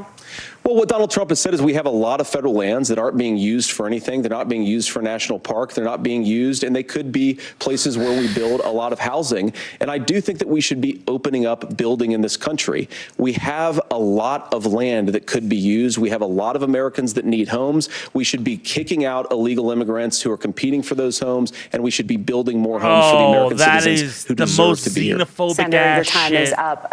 Governor, I do want to let you respond to the allegation that the Vice President is letting in Well, of course, that's not migrants, true. And again, that you it's have the affecting facts. I housing guess we prices. agreed not to fact check. I'll check it. That, look, crossings are down compared to when Donald Trump left office. But it's, again, blaming and not trying to find the solution. I was going to ask, though, on this question, are we going to drill and build houses in the same federal land? And I think when people hear federal lands, these are really important pieces of land. Now, Minnesota doesn't have a lot of federal lands. I know in the western part of the countries we do. There's not a lot of federal lands in and around Minneapolis, for example. So the issue is I don't understand the federal lands issue unless we see this, and I worry about this as someone who cares deeply about our national parks and our federal lands. Look, Minnesota, we protect these things. We've got about 20% of the world's fresh water. These lands protect. They're there for a reason. They belong to all of us. But again, this is when you view housing and you view these things as like there's a chance to make money here. Let's take this federal land and let's sell it to people for that. I think there's better ways to do this. That's not a partisan let's fucking go. It's just you're doing your job. We're able to make some investments. That gets people in. And I'm still on the fact on this.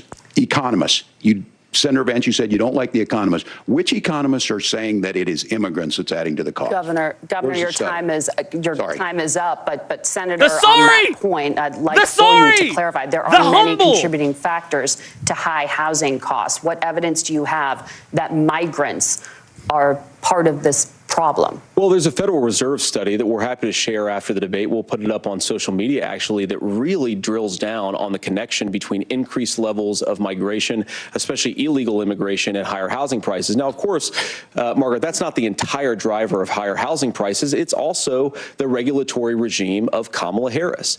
Look, we are a country of builders. We're a country of doers. We're a country of explorers.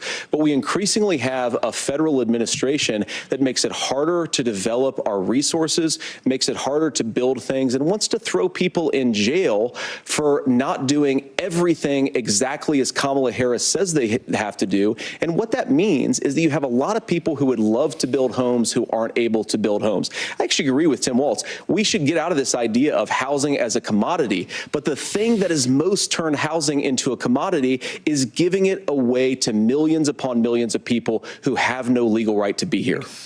What are the federal regulations? I deal with this as a governor. You can very quickly reply. I'm sorry. I get this as a governor, and I don't necessarily disagree with that in some cases, many of those are local, many of them are state. I don't know which ones are federal, but I think whenever we talk regulations, people think they can get rid of them. I think you want to be able to get out of your house in a fire. I think you want to make sure that it's fireproof and those types of things. So which are the regulations? Because there it is. The vice president's not responsible for those. Congress writes those. Governor, thank you. Gentlemen. We have a lot to get to. You're passionate about the housing crisis, I can tell. But Nora? Thank you. One of the top problems facing Americans is the high cost of health care. Senator Vance, at the last presidential debate, former President Trump was asked about replacing the Affordable Care Act. In response, he said, "I have concepts of a plan." Since then, Senator, you've talked about changing how chronically ill Americans get health insurance.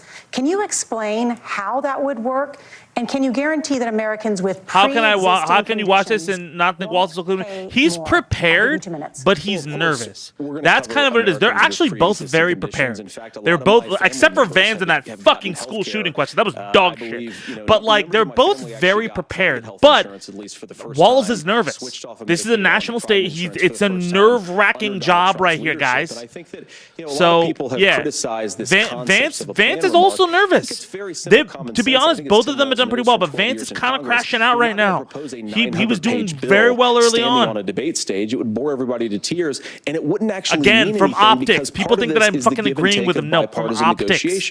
Now, when Donald Trump was actually president, and again, he has a record to be proud of. Prescription drugs fell in 2018 for the first time in a very long time. Prepared to be VP. Yes, Walz is prepared. Prescription drugs are up about 7%. Under Donald Trump's entire 4 years, they were up about 1.5%. To be honest, either of these guys are prepared to be VP. They both pricing transparency. Are ready Think to about use healthcare. You go into a hospital, you try to buy something, and nobody knows what it actually costs. That price transparency will actually give American consumers a little bit more choice, and will also drive down costs. And we talked about, the reinsurance Jennifer regulations. Smith, what the fuck? I bet Native people also ask, why are these people on my land, and send them home. So I heard from all the Vance's circles. How to cover both the chronically ill, but the non-chronically ill. It's not just a plan. He actually implemented some of these regulations when he was president of the United States. And I think you can make a really good argument that it salvaged Obamacare, which was doing disastrously until Donald Trump came along. I think this is an important point about President Trump. Of course, you don't have to agree with everything that President Trump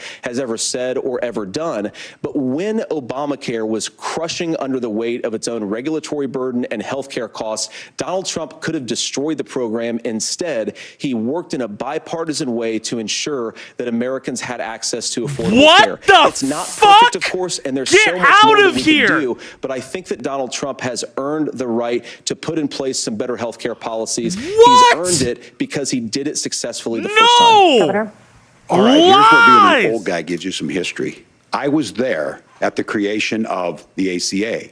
And the reason it was so important is I come from a major healthcare state, home of the Mayo Clinic, home to Medical Alley. 3M, Medtronic, all of those. We understand healthcare. It's why we're ranked first on affordability and accessibility and quality of healthcare. And so what I know is under Kamala Harris, more people are covered than they have before. What's up, Jellos? Thank you so much for the $20. Thanks for streaming about the optics. Thank you for being here. All of a sudden Thank you for being here. Go back and remember this.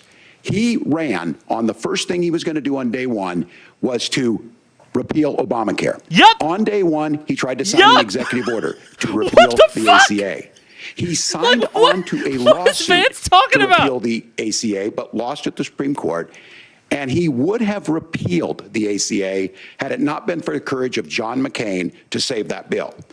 Now, fast forward, what that means to you is you lose your pre-existing conditions. If you're sitting at home and you got asthma, too bad. If you're a woman, probably not. Broke your foot during football, might kick you out. Your kids get kicked out when they're 26. Kamala Harris negotiated drug prices for the first time with Medicare. We have 10 drugs that will come online, the most common ones that'll be there. But look, this issue, and when Donald Trump said, I've got a concept of a plan, it cracked me up as a fourth grade teacher because my kids would have never given me that. But what Senator Vance just explained might be worse than a concept, because what he explained is pre-Obamacare. And I'll make this as simple as possible because I have done this for a long time. What they're saying is, if you're healthy, why should you be paying more? So what they're going to do is let insurance companies pick who they insure, because guess what happens? You pay your premium, it's not much. They figure they're not going to have to pay out to you. But those of you a little older, gray, got cancer, you're going to get kicked out of it. That's why the system didn't work. Kamala Harris will protect and enhance the ACA. Governor, thank you. Senator, you have not yet explained how you would protect people with pre-existing conditions or laid out that plan. Well, look, we currently have laws and regulations in place right now that protect people with pre-existing conditions. We want to keep those regulations in place, but we also want to make the health insurance marketplace function a little bit better. Now, what Governor Walz just said is actually not true. A lot of what happened, and the reason that Obamacare was crushing under its own weight, is that a lot of young and healthy people were leaving the exchanges. Donald Trump actually helped address that problem, and he did so in a way that preserved people's access to coverage who had pre-existing conditions. But again, something that these guys do is they make a lot of claims about if Donald Trump becomes president, all of these terrible consequences are going to ensue. But in reality, Donald Trump was president. Inflation was low. Take-home pay was higher. And he saved the very program from a Democratic administration that was collapsing and would have collapsed absent his leadership. He did his job, which is govern in a bipartisan way and get results, not just complain about problems, but actually solve them. Governor, did enrollment under the Affordable Care Act go up under the Trump administration? It's higher now that we've seen it go up. Look, people are using it. The system works. And the question about this of young people or whatever, that's the individual mandate piece of this. And Republicans fought tooth and nail saying, well, Americans should be free to do this. Well, then what happens is... So you think the individual mandate's a good idea? You shrink. I think the idea of making sure the risk pool is broad enough to cover everyone, that's the only way insurance works. When it doesn't, it collapses. You are asking pre-ACA where we get people out. Look, people know that they need to be on health care. People expect it to be there.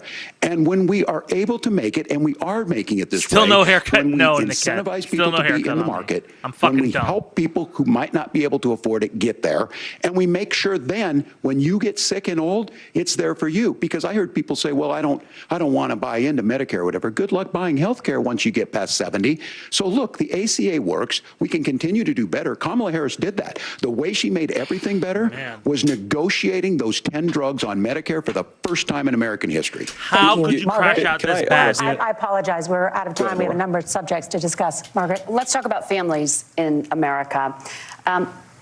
There is a child care crisis in this country, and the United States is one of the very few developed countries in the world without a national paid leave program for new parents. Governor Walz, if Vance would have just fucking stayed on an even keel without, like, the hyperbole is fucking him, dude. And that's what Congress worked. But Trump to help the AC get the fuck out of here. Work for a big company. Look, we're home in Minnesota to some of the largest Fortune 500 saved companies. The ACA. Kamala Harris knows that in California. Those companies provide paid family medical leave. One is, I think they're moral and they think it's a good thing, but it also keeps their employees healthy. We in Minnesota passed a paid family medical leave. You have a child, you And I had to go back to work 5 days after my kids were born. This allows you to stay home a certain amount of time. What we know is that gets the child off to a better start, the family works better, we stay in their employers, we get more consistency in that. So Kamala Harris has made it a priority. We implemented it in Minnesota, and we see growth. That's how you become a pro-business state. But the negotiations on it, and here's the issue, those big companies are able to offer it. Those of you out there who don't have it, just imagine what happens if you get cancer or your child gets sick. We know what happens. You end up staying home. In some places, that means no paycheck because you've got no protection on that. This is the case of an economy that Donald Trump has set for the wealthiest amongst us. He's willing to give those tax breaks to the wealthiest. He's willing to say, bust those unions up, do whatever. What we're saying is the economy works best when it works for all of us. And so a paid family medical leave program, and I will tell you, go to the families or go to the businesses and ask them. As far as childcare on this, you have to take it at both the supply and the demand side. You can't expect the most important people in our lives to take either our children or our parents Vance to get paid the least amount of money. Now, and we have to make it easier for folks to be able to get into that business and then to make sure that folks are able to pay for that. We were able to do it in Minnesota, and I'm still telling you this. We were listed as the best state. We're still in crisis on this. A federal program of paid family and medical leave and help with this will enhance our workforce, enhance our families, and make it easier to have the children that you want.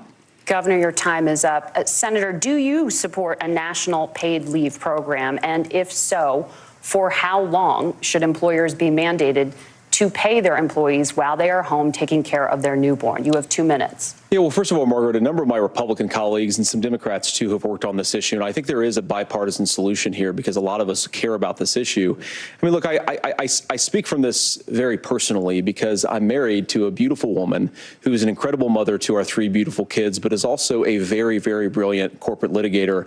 And I'm so proud of her. But being a working mom, even for somebody with all of the advantages of my wife, is extraordinarily difficult. And it's not just difficult from a policy perspective. She actually had access to paid family leave because she worked for a bigger company, but the cultural pressure on young families and especially young women, I think makes it really hard for people to choose the family model they want. A lot of young women would like to go back to work immediately. Some would like to spend a little time home with the kids. Some would like to spend longer at home with the kids. We should have a family care model that makes choice possible. And I think this is a very important substantive difference between Donald Trump and Kamala Harris's approach. I mean, look, if you look at the federal programs that we have that support paid family leave right now, the Community Development Block Grant, and there's another block grant program that spends a lot of money from the federal government. These programs only go to one kind of child care model. Let's say you'd like your church maybe to help you out with child care. Maybe you live in a rural area or an urban area and you'd like to get together with families in your neighborhood to provide child care in the way that makes the most sense. You don't get access to any of these federal monies. Chipping in for Zed haircuts. Thank you. And how we deliver family care and how we promote child care. I need to get one because now. Look, it is 100%. unacceptable. And, you know, of course, Tim and I have been on the campaign trail a lot the past 7 or 8 weeks. And one of the biggest complaints I hear from young families is people who feel like they don't have options, like they're choosing between going to work or taking care for their kids. That is an incredible burden to put on American families. We're the only country that does it. I think we could do a heck of a lot better. Senator, thank What you. about he? You have also said, Senator Vance, many things about the American family. The Federal Reserve says parents will spend nearly as much on child care as they do on housing each month. So I want to get your thoughts on this. President Trump recently said, as much as child care is talked about as being expensive, it's relatively speaking not very expensive compared to the kinds of numbers we'll be taking in. Is President Trump committed to the $5,000 per child tax credit that you have described? You have 1 minute.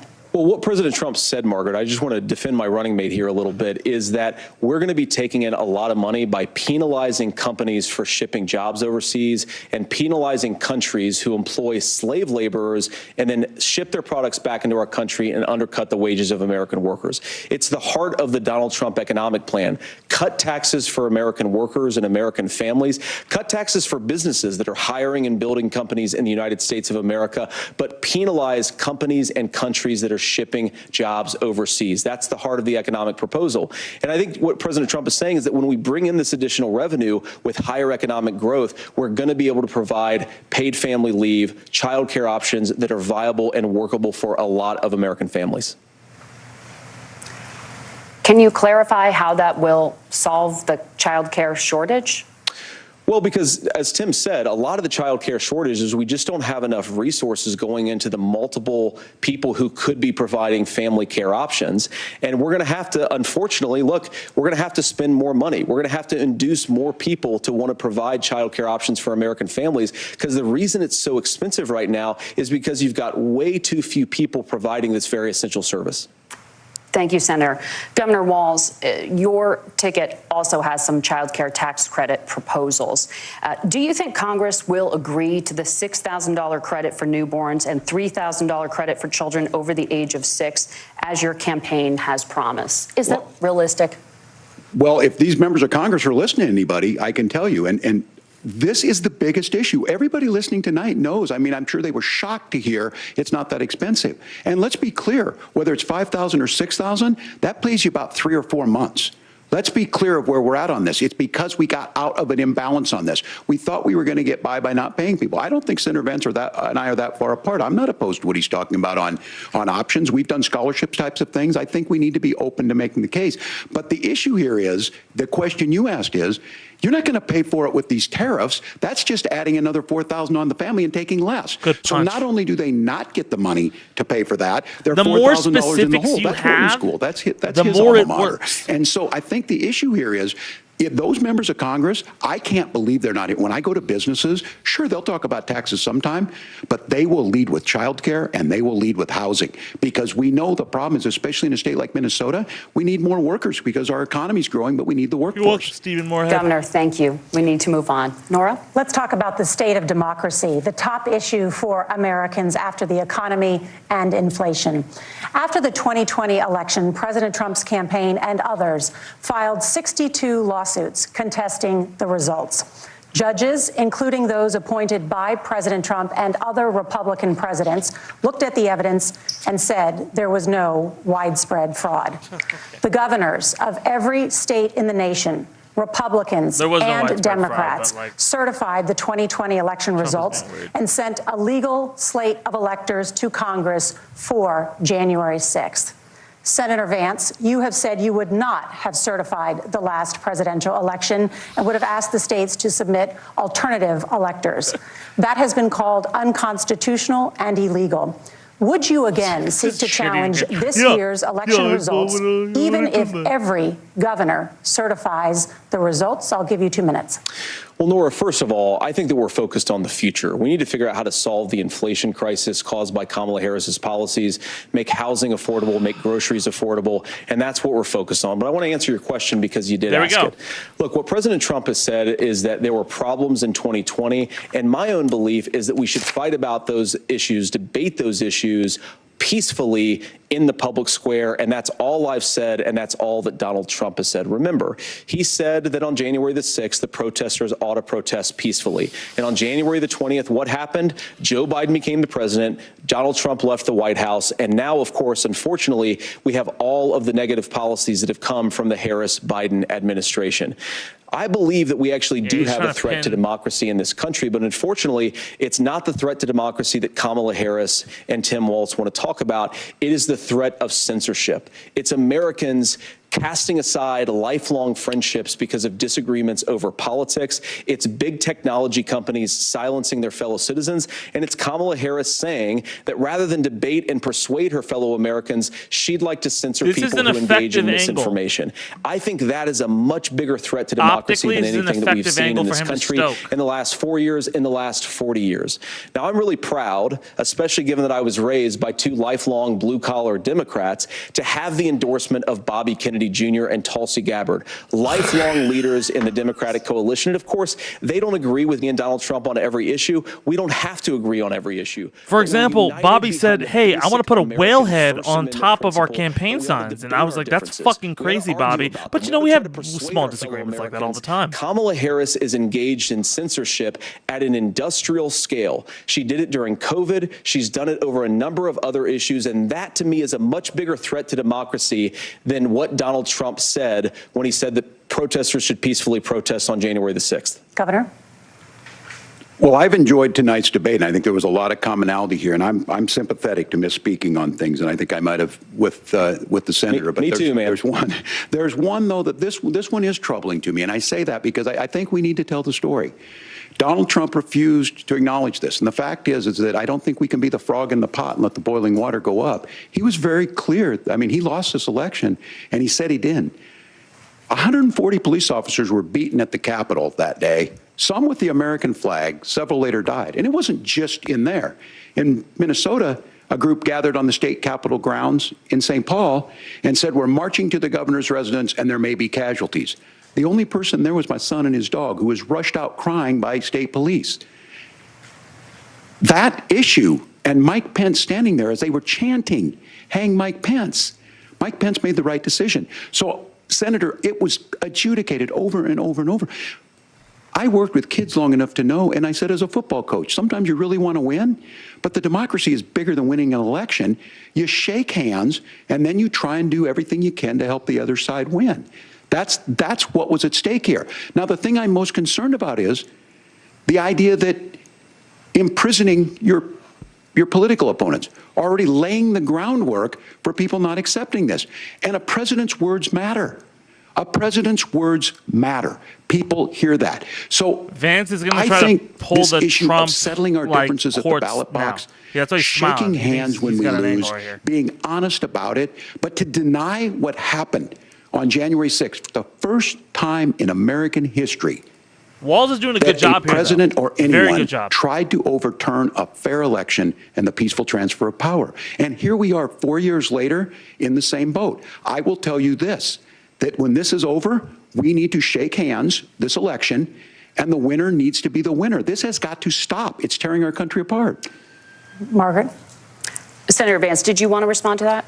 Yeah, well, look, Tim, first of all, it's really rich for Democratic leaders to say that Donald Trump is a unique threat to democracy when he peacefully gave over power on January the 20th, as we have done for 250 years in this country.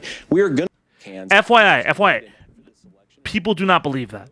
Swing voters do not believe that. That is a lie. Vice President, he'll have my prayers, he'll have my best wishes, and he'll have my help whenever he wants it. But we have to remember that for years in this country, Democrats protested the results of elections. Hillary Clinton in 2016 said that Donald Trump had the election stolen by Vladimir Putin because the Russians bought like $500,000 worth of Facebook ads. This has been going on for a long time. And if we want to say that we need to respect the results of the election, I'm on board. But if we want to say, as Tim Walz is saying, that this is just a problem that Republicans have had, I don't buy that. Governor. January 6th was not Facebook ads. And I think a revisionist history on this. Look, I don't understand how we got to this point. But the issue was that happened. Donald Trump can do it. And all of us say there's no place for this. It has massive repercussions. This idea that there's censorship to stop people from threatening to kill someone, threatening to do something, that's not censorship. Censorship is book banning. We've seen that. We've seen that brought up. I just think for everyone tonight, and I'm going to thank Senator Vance, I think this is the conversation they want to hear. And I think there's a lot of agreement, but this is one that we are miles apart on. This was a threat to our democracy in a way that we had not seen. And it manifested itself because of Donald Trump's inability to say. He is still saying he didn't lose the election. I would just ask that. Did he lose the 2020 election? Tim, I'm focused on the future. Did Kamala Harris censor Americans from speaking their mind in the wake of the 2020 COVID situation? That is a damning non-answer. It's a damning non-answer for you to not talk about censorship. Obviously, Donald Trump and I think that there were problems in 2020. We've talked about it. I'm happy to talk about it further. But you guys attack us for not believing in democracy. The most sacred right under the United States democracy is the First Amendment. You yourself have said there's no First Amendment right to misinformation. Kamala Harris wants to use the power of government and big tech to silence people from speaking their minds. That is a threat to democracy that will long outlive this present political moment. I would like Democrats and Republicans to both reject censorship. Let's persuade one another. Let's argue about ideas, and then let's come together afterwards. You can't yell fire in a crowded theater. That's the test. That's the Supreme Court test. Tim, fire in a crowded theater. You guys wanted to kick people off of Facebook for saying that toddlers shouldn't wear masks. Senator, the governor does have the floor. Fire in a crowded theater. That is criticizing the policies of the government, which is the right of every American. Senator, the governor does have the floor for 1 minute to respond to you. Yeah. Well, I don't run Facebook. What I do know is I see a candidate out there who refused, and now again, and this, I'm pretty shocked by this. He lost the election. This is not a debate. It's not anything anywhere other than in Donald Trump's world. Because look, when Mike Pence made that decision to certify that election, that's why Mike Pence isn't on this stage. What I'm concerned about is, where is the firewall with Donald Trump? Where is the firewall if he knows he could do anything, including taking an election, and his vice president's not going to stand to it? That's what we're asking you, America. Will you stand up? Will you keep your oath of office, even if the president doesn't? And I think Kamala Harris would agree. She wouldn't have picked me if she didn't think I would do that, because of course that's what we would do. So America, I think you've got a really clear choice on this election of who's going to honor that democracy and who's going to honor Donald Trump. Governor, your time is up. Thank you, gentlemen. We will be right back with both of our candidates. The CBS News vice presidential debate continues. I gotta close my camera for a few seconds because it's gotta like reboot. But here's the thing: I'm gonna keep talking. All right, so you're gonna see the lovely images of CBS News and ads. But I'm gonna give you my take. Okay, so number one, bro, JD. You know what I think? I think that these debates, being as long as they are, have really fucked kind of Trump, right? Because here's the thing. In both debates, in literally like both debates, Harris and Walz have started out nervous.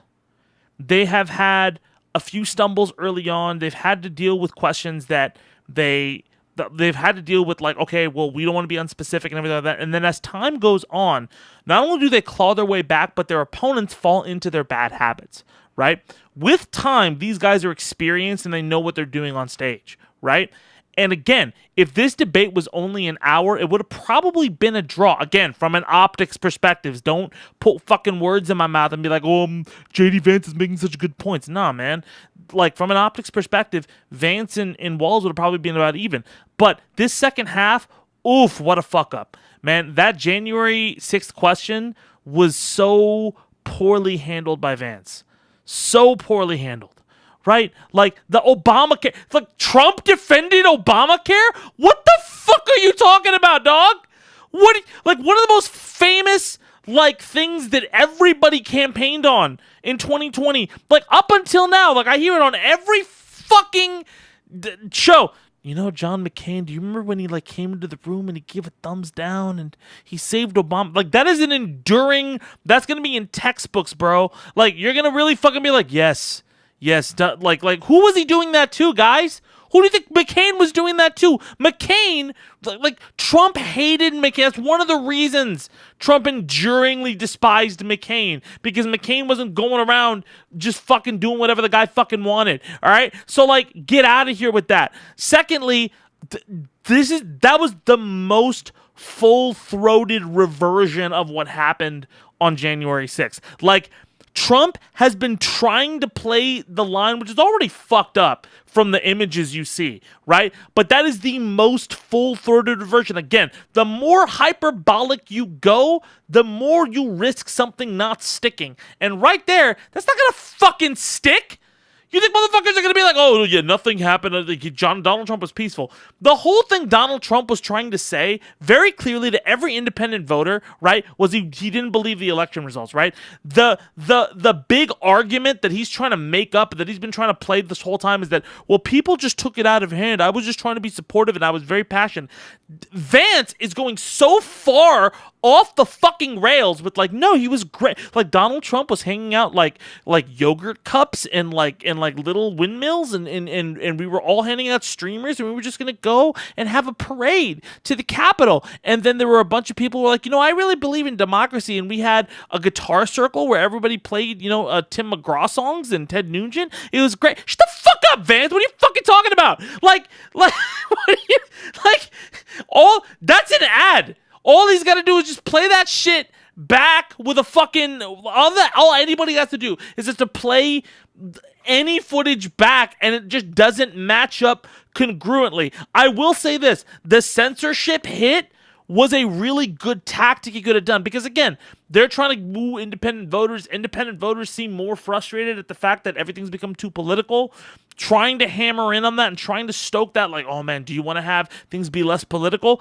That's a pretty good tactic to try to sell to people, right? But it doesn't fucking work. It doesn't fucking work when you're like, Donald Trump was so peaceful. That's why he's such a nice guy. Bro, what are you talking about? Insane! Insane!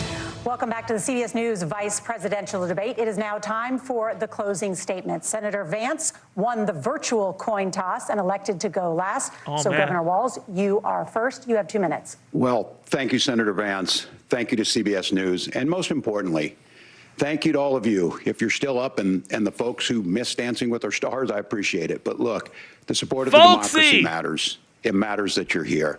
And I'm as surprised as anybody of this coalition that Kamala Harris has built, from Bernie Sanders to Dick Cheney to Taylor Swift, and a whole bunch of folks in between there. And they don't all agree on everything, but they are truly optimistic people. They believe in a positive future of this country, Dick Cheney is and not one someone where I our would politics ever... can be better than it is. And I have to tell you, that better than it is the sense of optimism that there can be an opportunity economy that works for everyone, not just to get by, but to get ahead. And the idea that freedom really means something. Not the freedom of government to be in your bedroom or exam room, but the freedom for you to make choices about yourself. Now, look, we all know who Donald Trump is. He's told us, and as Maya Angelou said, believe him when he told you that. His first inaugural address talked about American carnage, and then he spent 4 years trying to maybe do that. Senator Vance tonight made it clear he will stand with Donald Trump's agenda. He will continue to push down that road. Excuse me. Kamala Harris gives us a different option. Now, I'll have to tell you, I'm going to be careful about the quotes, but there's one that Senator Vance said that does resonate with me. He said, Donald Trump makes the people I care about afraid. A lot of America feels that way. We don't need to be afraid. Franklin Roosevelt was right. All we have to fear is fear itself. Kamala Harris is bringing us a new way forward. She's bringing us a politics of joy. She's bringing real solutions for the middle class, and she's centering you at the heart of that. All the while asking everyone, join this movement, make your voices heard. Let's look for a new day where everybody gets that opportunity and everybody gets a chance to thrive. I humbly ask for your vote on November 5th for Kamala Harris. Governor Walz, thank you. Senator Vance, your closing statement. Well, I want to thank Governor Walz, you folks at CBS, and of course the American people for tuning in this evening. And one of the issues we didn't talk about was energy. And I remember when I was being raised by my grandmother, when she didn't have enough money to turn on the heat some nights because Ohio gets pretty cold at night, and because money was often very tight. And I believe, as a person who wants to be your next vice president, that we are a rich and prosperous enough country where every American, whether they're rich or poor, ought to be able to turn on their heat in the middle of a cold winter night. That's gotten more difficult thanks to Kamala Harris's energy policies. I believe that whether you're rich or poor, you ought to be able to afford a nice meal for your family. That's gotten harder because of Kamala Harris's policies. I believe that whether you're rich or poor, you ought to be able to afford to buy a house. You ought to be able to live in safe neighborhoods. You ought to not have your communities flooded with fentanyl, and that too has gotten harder with because of Kamala Harris's policies. Now, I've been in politics long enough to do what Kamala Harris does when she stands before the American people and says that on day one, she's going to work on all these challenges I just listed. She's been the vice president for 3.5 years. Day one was 1,400 days ago, and her policies have made these problems worse. Now, I believe that we have the most beautiful country in the world. I meet people on the campaign trail who can't afford food, but have the grace and generosity to ask me how I'm doing and to tell me they're praying for my family. What that has taught me is that we have the greatest country, the most beautiful country, the most incredible people anywhere in the world. But they're not going to be able to achieve their full dreams with the broken leadership that we have in Washington. They're not going to be able to live their American dream if we do the same thing that we've been doing for the last 3.5 years. We need change. We need a new direction. We need a president who has already done this once before and did it well. Please vote for Donald Trump. And whether you vote for me or vote for Tim Walz, I just want to say I'm so proud to be doing this, and I'm rooting for you. God bless you, and good night. Senator Vance, thank you. And thank you both for participating in the only vice presidential debate of this election cycle. Okay. I'm Margaret Brennan. And I'm Nora O'Donnell. And a reminder, there are just 35 days until Election Day. All right. Please get out and vote. And for all of us here at CBS News, thank you and good night.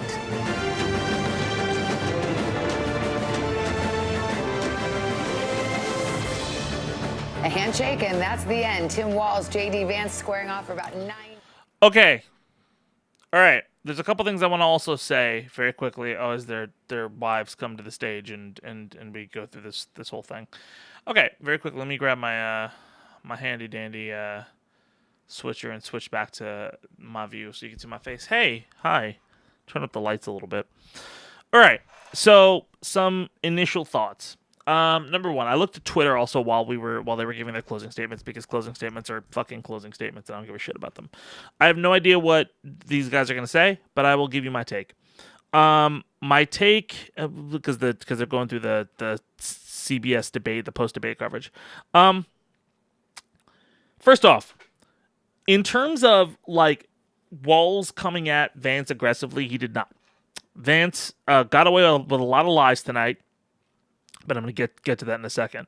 Vance kind of kept on spitting a fire hose and everything like that. At times he looked more effective with the way he was talking. Optics-wise, in the early part of the debate, he was doing really, really well. Walz, again, gained his composure as the debate went on, did pretty well. The misspeaking question, I still maintain he did well throughout that. I don't think it's a wash. I think near the end, Vance doesn't look as well. Here's the thing. From what I'm seeing on Twitter from people like Mehdi Hassan and a lot of other people, a lot of people are like pulling their hair out at the lack of fact-checking on Vance, right? And like, why isn't Walz just hammering hit in? And I will probably have the hottest take here. I don't think that's the smartest thing you can do, especially at this point in the cycle. You kind of need dudes to crash out a little bit. Right? You need to see more measured, because the biggest issue that a lot of people have is the extremism of both candidates. So both of these guys are trying to play Boy Scout here. I think Walz did a much better job as time went on of holding Vance's feet to the fire on certain things, like specifically for January 6th, like specifically for the ACA, like specifically for school shooting, right? School shootings. He did have that flub about I was friends with a school shooter once. We all know that's going to be fucking played over and over again. I don't think it was a giant dereliction of Walz's duty to not be as aggressive to Vance. What he wants to do is he wants to let the hyperbole hang itself, right? Which makes a lot more sense from an optics perspective. I get the idea that you want to be more aggressive and rah, rah, rah, rah, rah. But when the election is this close, when Vance is this disliked, you don't want to risk coming off as an aggressive person in that regard. Now, that's both good and bad, right? There were times tonight where Vance clearly got away with some shit, and Walz looked incredibly a little bit weaker on stage, a little bit more like, oh, I don't know what's going on, right? But once that nervousness wore off, Walz was positioned, he was aggressive, he was good. There were times where they were both trading pretty well, blows back and forth. During that censorship versus January 6th question, they were like, that censorship tack was a good thing for Walz to take in a battle like that, right? And they were going back and forth pretty well. So, no, for Vance to take. Sorry, Vance took that tact. Vance held his own for quite a bit of it. And to be honest, in comparison to Donald Trump, which, again, we are very accustomed to Trump's bullshit. We're very accustomed when Pence was speaking to, like, a lot of, like, you know, bullshit and everything like that. Like, so it's very different to see Vance try to be more direct, answer questions and everything like that. He did pivot quite a bit. Again, I'm not even talking about it, what he's saying specifically. I'm talking about optics mostly. So, okay, overall, I think I think near the end of the debate, they both kind of did their job, right? I think Walz did quite a bit of a better job of letting Vance kind of let the extremism seep in quite a bit. But I also think Vance did a pretty good job at hammering certain things that they want to stoke, you know, a lot of their campaign on, right? So is it going to change minds in the election? I think that some undecided voters will decide off of this. It's not because it's so fucking close. It'll be like a small shrivel or a margin of error.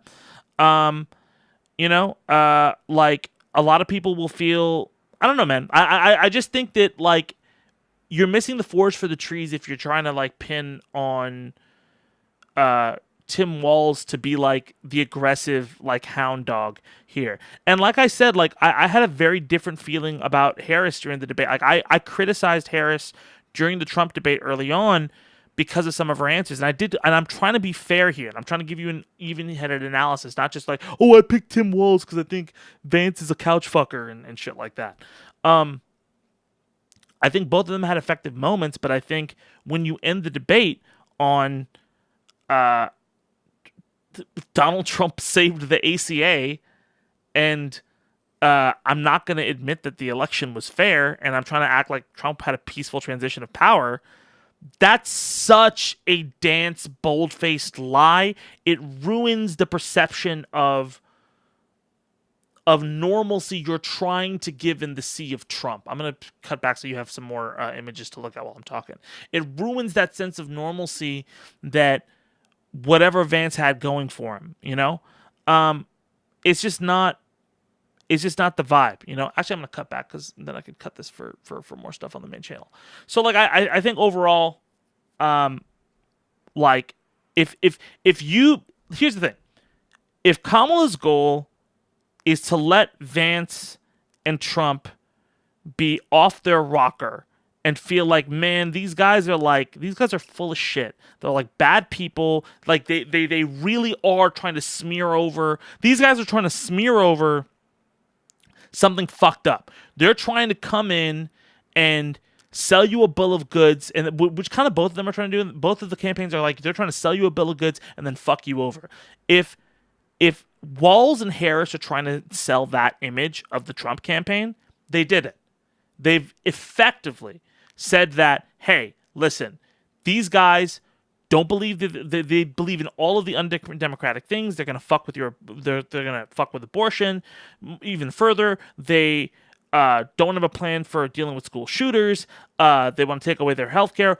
All of those points effectively were pretty well hit. And even on economically, Walz defended the economy pretty well when he was pushed, right? I think if you're Vance and Trump and you want to paint Kamala Harris as a censorship person or somebody who is overly flowery and naive, you probably gained a few points, right? Because that's what his thing is. It's like, she's naive. She's gonna let illegal immigrants. She's all the hyperbolic shit. I don't think is gonna hurt her as much as the no, she doesn't know what she's doing thing, which is what they're trying to appeal to voters with, to undecided voters with. I think some of that is gonna push undecided voters, but I don't think it's as effective as ending with like, oh well, you know, Donald Trump was like, let's all have tea and crumpets near, I don't know why tea and crumpets, let's all have hot dogs and McDonald's at the Capitol lawn. What do you mean, American? Let's just bring this noose with us. I don't know why somebody brought a noose. It seems cool. Let's bring a noose and eat Big Macs. Like, that's just some bullshit. That's very, very hard to believe. That's very, very hard to spin. I think one thing that'll help them is the fact check that happened midway through. I want to really, really stress this. I understand that you want to fact check people, right? I understand that, and I think that that is a good notion and an inkling to have. But the thing is that in an optics situation, fact checking might work against you, because immediately the whole Republican narrative is that everybody is biased. Everybody's whole thing is like everyone's biased against us. That's every narrative, right? And like, if you have a moderator calling out an obvious lie, it's an obvious lie, right? You know, one, even if they call it out, some crazy people are still going to be crazy.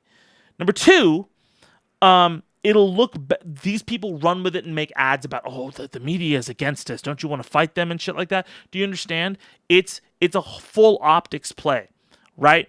I think Walz checking Vance and Vance checking Walz should be the main thing. I think, look at how Kamala Harris responded to Trump when he said that Ohio question. That clip of her laughing like, this is fucking ridiculous, right? Makes her look good. It's a plus. Even here, I've seen a couple screenshots on Twitter of people like, Walz wants to blow up. Walz is death staring JD Vance when he's lying. So I do think that there is an optics thing to say about, like, you know, fact checking. You don't want the refs. You don't want people to say, hey, the refs won it for you, right? If we're talking about policies, obviously, a lot of the shit Vance said is fucked up and crazy, and Walz did a lot better. Again, the Tiananmen Square question, I get that, like, people feel that was defensive. I thought that was the smartest thing to be like, hey, I fucked up, and let Vance run into, like, I'm just going to defend this thing that everybody knows I said. Or a large majority of people can look up when they look me up afterwards and see that I'm crashing. Like, he also contradicted himself midway through the debate, talking about clean energy first, then drill baby drill later on. So, look, that's my take on it. I think that there were points won on both sides. I think that there is some points that have been won from each side on undecided voters. But I think that the next 30 days are still very, very crucial, right? I think Harris has a little bit of a better hand to play. She needs to be more folksy. She needs specifics, and Walz gave her those specifics on that economic policy. She needs to really, really drill down on that. He defined that in this debate. But I also think that they really have to. But I also think that Vance and Trump, like, if they start playing on that culture war grievance shit, they're gonna do a lot better than they would without it. So that's my take on it. I don't think Walz lost. I think if it's a basketball game, Harris is up by 2-1. That's my thought. You know, it's still a close thing, but I feel like a lot of people are going to disagree with me. So I'm not the end all be all of it. I probably have a pretty hot take on it. We'll have to see how it shakes out in the coming days. We'll have to see where people are at. You know, a lot of people. You know, the main thing I was thinking is, like, it can't be a Tim Kaine debate. If this feels like Tim Kaine was debating, then it's fucking Jover, bro. Because Tim Kaine did fuck all of nothing. At least Walz felt something. You know what I'm saying? Let me just get to some super chats, and then we'll get to some analysis that people are having.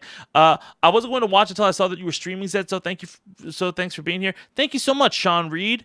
Thank you for the $10. Carl Fables, love the take on the debate. Glad to support you. Appreciate you. Carl Farless, not Fables, Farless. I'm so sorry for misspeaking. Thank you guys. We reached another concurrent record that we've had on this channel. I appreciate you so much for tuning in. I want to give you guys a space to be able to chat and enjoy this debate and talk and stuff like that. It's wonderful. And again, like, I'm not the end all be all of things, right? I'm not trying to tell you about who I feel's policies I agree with more. A big thing about getting through this election season is knowing where the propaganda is, knowing how people are perceiving optics, because we all have internal biases of what we think and who we think is doing better. And if you look at what people are projecting out there and how undecided voters are acting and how things are going, you're better prepared to deal with crazy things that happen in elections and ways to go about convincing people of the things that you believe in. So that's kind of my take. And for the haircut fund, thank you so much, Not, for the $2. I definitely need to go get a haircut. I appreciate it. But let's tune into some of these post-debate reactions very quickly and see how let's see what we're doing. Okay, so who have legal status, temporary protected status. Well, Margaret, but thank you, Senator. We have so much to get to. Margaret, I think it's important we're because going to turn out of the economy. See, that's the thing. That is something Republicans use all the time. Like, we're being fact checked. What the fuck, right? Obviously, Vance is in the wrong in what he's saying, right? But as for Governor Walz, he stumbled through an answer on some discrepancies. But hold on. Past comments he made on China, seeming to admit he misspoke in the past about when he actually visited the country. I've tried to do the best I can, but I've not been perfect, and I'm a knucklehead at times. There were a couple of heated back and forths, including when Walz challenged Vance on his non-answer about who won the 2020 election. Listen. I would just ask that. Okay, whoever is editing at NBC needs to get their shit together. Future. Did Kamala Harris censor Americans from speaking their mind in the wake of the 2020 COVID situation? That is a damning non-answer. But surprising for this day and age, we did hear at times where they agreed. I actually think that's another thing. That's another thing. Walz is getting hammered on is when he says that he agrees with Vance, right? Which I totally get too. Like I get it a little bit that like, yo, why the fuck are you saying you agree with somebody? Like, don't fucking do that. Don't fucking say you agree with this dude who is spreading insane misinformation. Like, that's fucking wild. But I don't think that like. But here's the thing. Again, these guys are 100% playing to undecided voters in Pennsylvania, Wisconsin, and Michigan. That's what this is, right? It's very specific voting blocks, right? We've talked about the Data for Progress poll. We've talked about other polling that's going on. They are trying to shave off numbers. This is in the margins right now, right? This isn't like, if you're worried about 2016, this isn't an enthusiasm gap. Kamala Harris voters are very enthusiastic. Trump voters are very enthusiastic. Everybody else who is not a fan is not enthusiastic. Even Clinton, there was a lot of Clinton voters who were not enthusiastic. Harris has a very different coalition than Clinton did. But again, this is going to be one on margins. Who underperforms against white working class voters without a college degree? Who underperforms with young people? How big the gender gap is? That's what this is going to be about. And I think if you're trying to look at like where things look better. Look, both of them had stark differences from Trump and Harris, right? The biggest thing people feel about politics right now is it's a big fight, right? And so Walz trying to be like, yo, I agree, we're all friends. They're trying to be like, we're not like, we're the Big Tent coalition. They're really trying to play the Big Tent on there. Obviously, there are some issues. I, as a Muslim, am frustrated by their Big Tent not seemingly including a lot of very specific issues that I, as a minority voter, have. I feel like the war in Iraq is repeating itself. I also feel like I trust politicians' incentives, and it's in their best incentive to, like, fucking curtail Bibi after this election. I believe in incentives, right? So like that's my feeling on it. But I do feel like, you know, that's what Walz is trying to go for. So I don't really knock him for the we agree on this kind of thing comment, right? Because if he just demonizes Vance,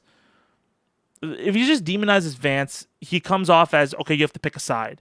If he's like, hey, this guy's like, I don't agree with him, but you know, like, this is a better way forward, and these are some things that are damning, he leaves the permission structure open for undecided voters to go, you know what, like I disagree with certain things, but democracy is a big deal, and I do like the ACA, and I think that leaves things open. But again, I understand that's a hot take, especially in the age of Twitter. So I can understand if somebody disagrees with me there, right? I'm not trying to be a centrist here.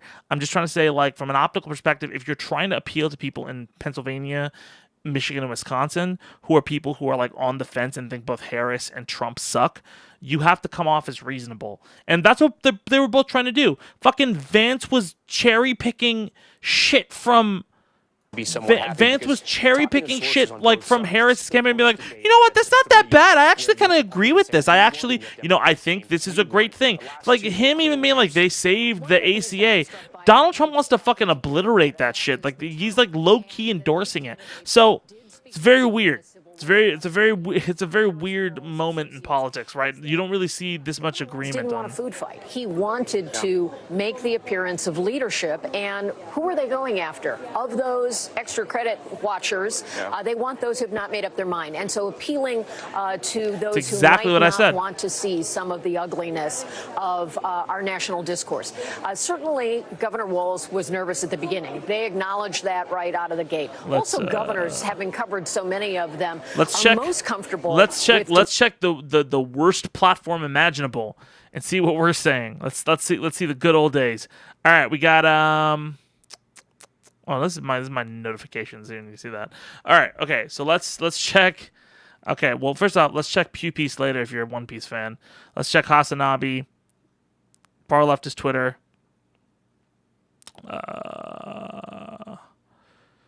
JD Vance on paid family leave. Tim Walz convinced me that Minnesota is significantly better than most other places in the nation. I don't know what that means for the national race. I mean, he comes off folksy. He needs to do that. JD Vance on paid family leave make me want to take care of the children. JD Vance called RFK Jr. and Tulsi Gabbard lifelong Democratic Party leaders. Again, I don't, bro, like Zachary Levi endorsing Trump, I don't think RFK Jr. is the flex you think it is, right? RFK Jr. isn't Jill Stein or Ralph Nader. He's, bro. Considering how much JD Vance seemingly likes Tim Walz and hates Kamala Harris, I'm going to assume that it's not because of his preference over the Vikings and maybe something else. If Dems were going to be this pro-Israel and new to whatever progressive momentum they would have gotten by the Walz pick, they should have just went with Josh Shapiro.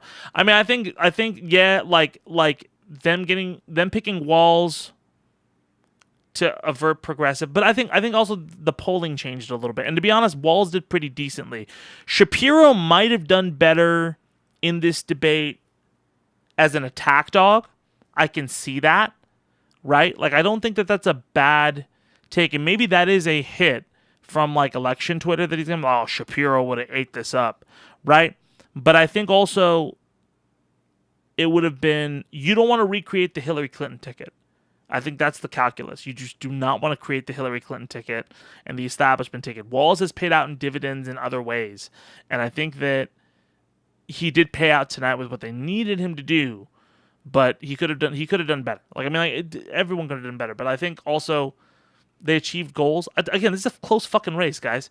All right, so let's see Mehdi Hassan, like, because I feel like I like listening to Mehdi's. Mehdi's a little bit less left than Asnavi. Oh, he's going live. Maybe I'm a partisan hat, but I think sending a murderous horde to the U.S. Capitol was a bigger threat to democracy than not being allowed to suggest horse-paste to treat COVID on Facebook. Yep. The conceit of the CBS debate is that this is just normal policy election. Two guys shooting the shit about housing starts and healthcare financing misses the moment pretty dramatically.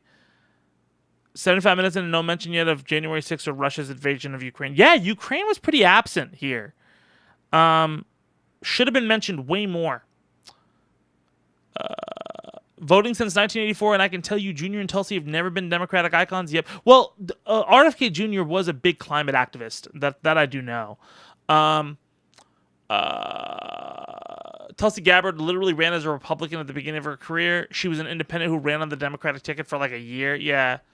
Gabbard is a pretty big fucking grifter, dude. If Gen Z comes out to actually vote, Harris will win. Gen Z is a very different demographic, dude. You have to understand that, like, millennials came up under the Bush administration and then 2 terms of Obama. And Gen Z came up under, I think, 1 term of Obama and a term of Trump. So their cynicism is through the roof, and they have very different feelings. Like, again, like it's 2 generations of people who are like, what the fuck is going on, right? So the politics have to change somewhat, and their understanding is that they just like for most people, for people who are like super dialed in, I think a lot of them are like, we have to change the system to a better way. But like for a lot of people who are Gen Z, they're like, the system has always been fucked. It's always going to be fucked. I'm on my own, you know? And so like it's a lot of that. So like, You know, like I don't think honestly, like most teenage demographics are going to be like that for the foreseeable future. It was like that before Obama too, by the way. So if we're talking about what's the best, like there's different demographics people are fighting over, right? And like I don't think there's going to be an election where Jill Stein is going to steal it. Jill Stein can spread a lot of misinformation and fuck over a lot of people, but judging from where the polling is at, I don't think you're fighting over the sliver of Obama voters that swung him the election are the ones people are fighting over again. So it's a little bit kind of crazy. Ukraine not there. Yep, Ukraine was not there. Not nearly as much. Biden and Harris. Used to be Jew. Okay, well that's fucking see counts like these. Like okay, great, bro. Like great, but like it's glazing. I don't want to be an asshole, but it's glazing, right? Like I want to see people who are like giving their takes. They're just like I don't know, you know. We've all become desensitized, but it's amazing at this point how the Trump campaign rests entirely on denouncing things that aren't happening. An imaginary bad economy, imaginary runaway crime, and now an imaginary failure of Biden and Harris to respond to a national disaster. Paul Krugman. Oh wait, no, this is from earlier today. They're not talking about the debate. Okay, so misspoke. Let's see that. I think a lot of people are gonna give Walz some shit. This was a bad moment for Walz, but him misrepresenting when he went to China by a couple months doesn't strike me as hugely important. Why is it a bad moment? Did he lie? Did he lie about this? Like in the debate? Like I think that the question was if he lied and he's correcting the record. But did he lie in the debate as well? Like what did he? Governor, just to follow up on that, the question was, can you explain the discrepancy? All I said on this was I got there that summer and misspoke on this. So I will just, that's what I've said. So I was in Hong Kong and China during the democracy protest went in. And from that, I learned a lot of what needed to be in governance. Why is that a bad moment? I don't understand that. Like, the whole point we're trying to say is politicians never admit when they're wrong. This is somebody admitting when he's wrong. I don't understand. Like, this is such a... I don't want to be an... Okay, maybe I'm wrong. Maybe I'm ridiculous. But, like, I don't think that, like... It's... This isn't like Drake going, like, oh, well, you know what? If I was a pedophile, I would have been... I would have been caught a long time. That's not the same thing. This is a dude saying like, "Oh, I fucked up. You call me out on my bad," right? That contextualizes it as, "Yo, I fucked up and I'm human." Like that humanizes you. I don't understand why that is. Like it didn't come off like a lie. It came off like I fucked up.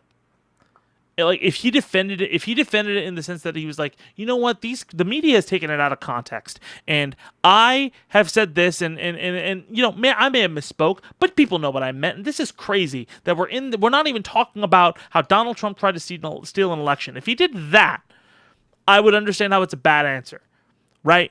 And I guess it's more like I think people are trying to grade these debates a little bit by what gives you the most catharsis of somebody fighting, right? Like they don't want to win by decision. They want the guy to get the shit kicked out of him. And I feel like that's not how this stuff works in people's minds, right? If you're like if you're going after JD Vance if you turn a question about how you fucked up into JD Vance is actually the asshole, that don't look good. And if you go after, if JD Vance was asked a question right afterwards where it was like, you said this about Donald Trump, and he's like, you know what, that was lies by the media, all right, and I realized I was wrong. That's why I forget, like just you're pretending that you aren't who you are, that you look like a politician. Like, isn't this the contest we're all in this middle of this contest?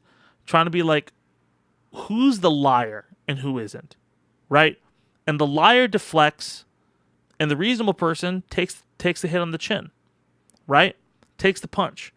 And you have to take the punch. Like, that's a big thing I've had with Kamala Harris. Like, she shouldn't, like, when, obviously, we are far from the days of her being, like, trying to play the middle ground with Israel-Palestine. But, like, early on, when she was trying to split the difference a little bit more, like, she took the L after the first time protesters erupted. She took the L. She changed her approach, which was better. And that got her some points. You have to be willing to have a little bit of humility in this. And I think that that's something people forget in politics, and it fucks over so many people. Even in media wars, it fucks people over, right? There are times where you have to, like, if you're postulating yourself as a perfect narrator, you open yourself up to attacks about anything that is imperfect. If you're postulating yourself as somebody with strong opinions, it's a very different tactic. So I think that's something, I don't necessarily agree with that. Let me know if I'm an asshole, right? This also was a big gaffe. Become friends with school shooters. I've seen it. Look, the NRA. This is kind of a funny clip. That the question. Aaron Rupar. President Trump said in the last. Yeah, the remarks on abortion and reproductive record were strong. Vance did bad on the abortion question. Even when he tried to. You will get immediate pricing relief for American citizens, not, by the way, just in housing, but in a whole host of other economic goods, too. Senator Vance, you still have 23 seconds there. Do you want to answer? Can I have it? Where, yeah, Governor, we will get to you in a moment. But Senator, where are you going to seize the federal lands? Can you clarify? Yeah, the federal lands question also was a really strong answer from Walz, right? Like that specificity that he had there paid dividends, I felt like. Yeah, man, I don't know. I feel like this is one of those times where I actually feel like I have a pretty hot take, and I don't know if it's a good thing that I have a hot take, but I have a hot take.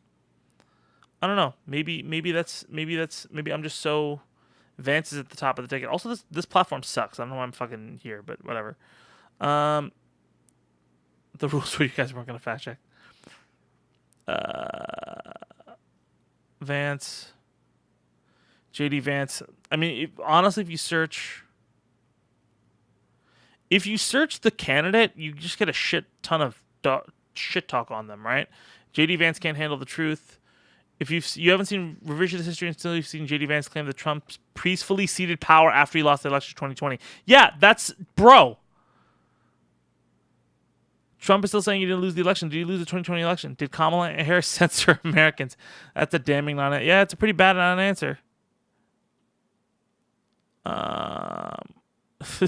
Without the beard, JD Vance just looks like the guy who stole PB Herman's bike. I mean, there's a lot of surrogates. And a lot of Kamala HQ. Let's look at Walz. Oh, PolitiFact. What are you doing? Yeah, thank you, PolitiFact, for fact checking correctly. You fucking, no, I don't want to look at Tim Walz's like ran account. Dusty Dark Horse, $5. Thank you so much for the $5, man. The public lands issue is a huge problem in Montana, and it pisses me off that Guion Forte and the GOP keep getting away with it. Yeah, Guion Forte is fucking crazy, bro. That guy body slammed a person. He's fucking wild. Trump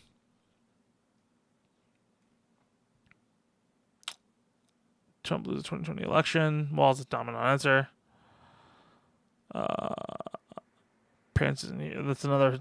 Tim Walz trying to kill JD Vance with his mind, and I wish him well. Yeah, it's wild that Tim Walz's entire shtick is that he's normal, not a real politician kind of guy. His answer is about defending genocidal apartheid regime's right to start World War III. He's a textbook, soulless, amoral politician. So, okay, number one. Also, we can't act like this debate is not like in the backdrop of probably some of the biggest foreign policy moves, fucking crazy moments in the last like 24 hours, right? Obviously, Netanyahu and Israel being escalatory in the region, and then everything with Iran. It's a crazy time. Like, we can't act like that's not a big thing, and that honestly puts Walz a little bit on the defensive when he comes in to this debate. And honestly, like, listen. if you're expecting a change in answers between now and November 4th, I doubt that will ever happen. Unless there is massive polling that comes out that says that Americans are really if a poll came out tomorrow. By the way, the poll that everybody cites is from June. From before Biden dropped out. Like it's from March. Yeah, it's the CBS poll from March, and then the June one was a Gallup poll that said people had pulled back on their feelings about stopping aid to Israel. Like, and by the way, I've been pretty clear about how I feel about this whole situation, so don't put words in my mouth. But like, that's something that I did a whole fucking episode on, right? And if you're looking for something to stop it, like if a poll came out tomorrow, a recent poll that said majority of Americans favor the stop on arms shipments to Israel and the U.S. forcing Israel to stop the war, within fucking 12 hours, that shit would be done. This is a political game, and that's the big thing I talk about on this channel is about how the culture war and the politics around the culture war has effects on people's lives that are not just, oh my God, you can't say this on the internet. It's life or death. And this is one of them. You can blame the deaths of a lot of Iraqis, and I will 100% say this, on the culture war that helped perpetuate that war. If people had a healthy distrust in government and dissent was okay during that time, then, you know, that war would have had a healthy opposition to it and pressure during the 2004 election, more pressure than there was. There was pressure on the Bush administration. It was a foreign policy blunder. But there was also a lot of people who were like, you can't say fucking shit about America. You can't say fucking anything about America. If you say anything about America, you're an un-American. And tens of thousands, hundreds of thousands of Iraqis died. It's fucking horrific. Horrific. Luciano Castillas, thank you so much for the $10. I feel like Vance attempted to follow Harris's debate recipe of trying to bait Walz and just failed miserably as a whole. He definitely did. That's something that I did feel like he was definitely using some of the tactics of Harris, and I don't think it was necessarily trying to bait him. A couple times he was trying to bait him, but I think a lot of it was trying to pin Harris. The way he was describing Harris was very similar to the way Trump was describing, similar to the way that Harris was describing Trump in the first debate, right? And I mean, obviously it's a vice presidential debate, but it was more like, you know, it's the same boogeyman tactics. Like there was a lot of tactics. I'm trying to remember the line, but there was definitely some tactics he was using that Harris was using on Trump, right? And like, I mean, one thing that he did effectively was categorize sending things off to China as slave labor. That's a phrase that will stick in the people. That phrase hits your ear like, oh my God, you know, and you know, tying Walz to China and all that kind of stuff. There's definitely hits there, but again, I don't know. I don't know. It's honestly not even what I think of who won. It's what people think and who walks away from it like better, right? And it's an incredibly close election, guys. So, Walz. The other things, they both have plenty of great moments for. I think Walz has a few more great moments for clips to put on socials and pass around. You don't understand they're only legal because they filled out a form with the government and followed the law. Fucking morons, please. Yeah. This guy's the fact that he tried to fight the fact check with was absolutely dog shit.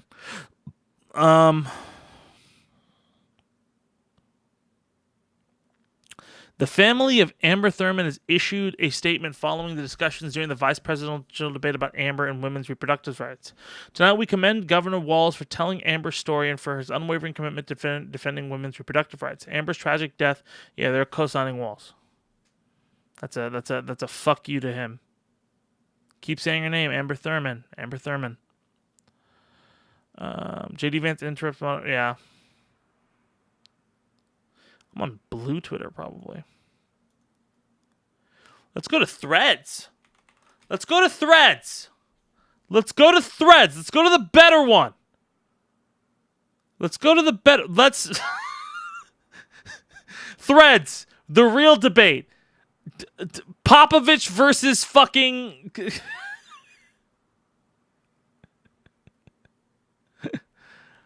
personal finances. Okay.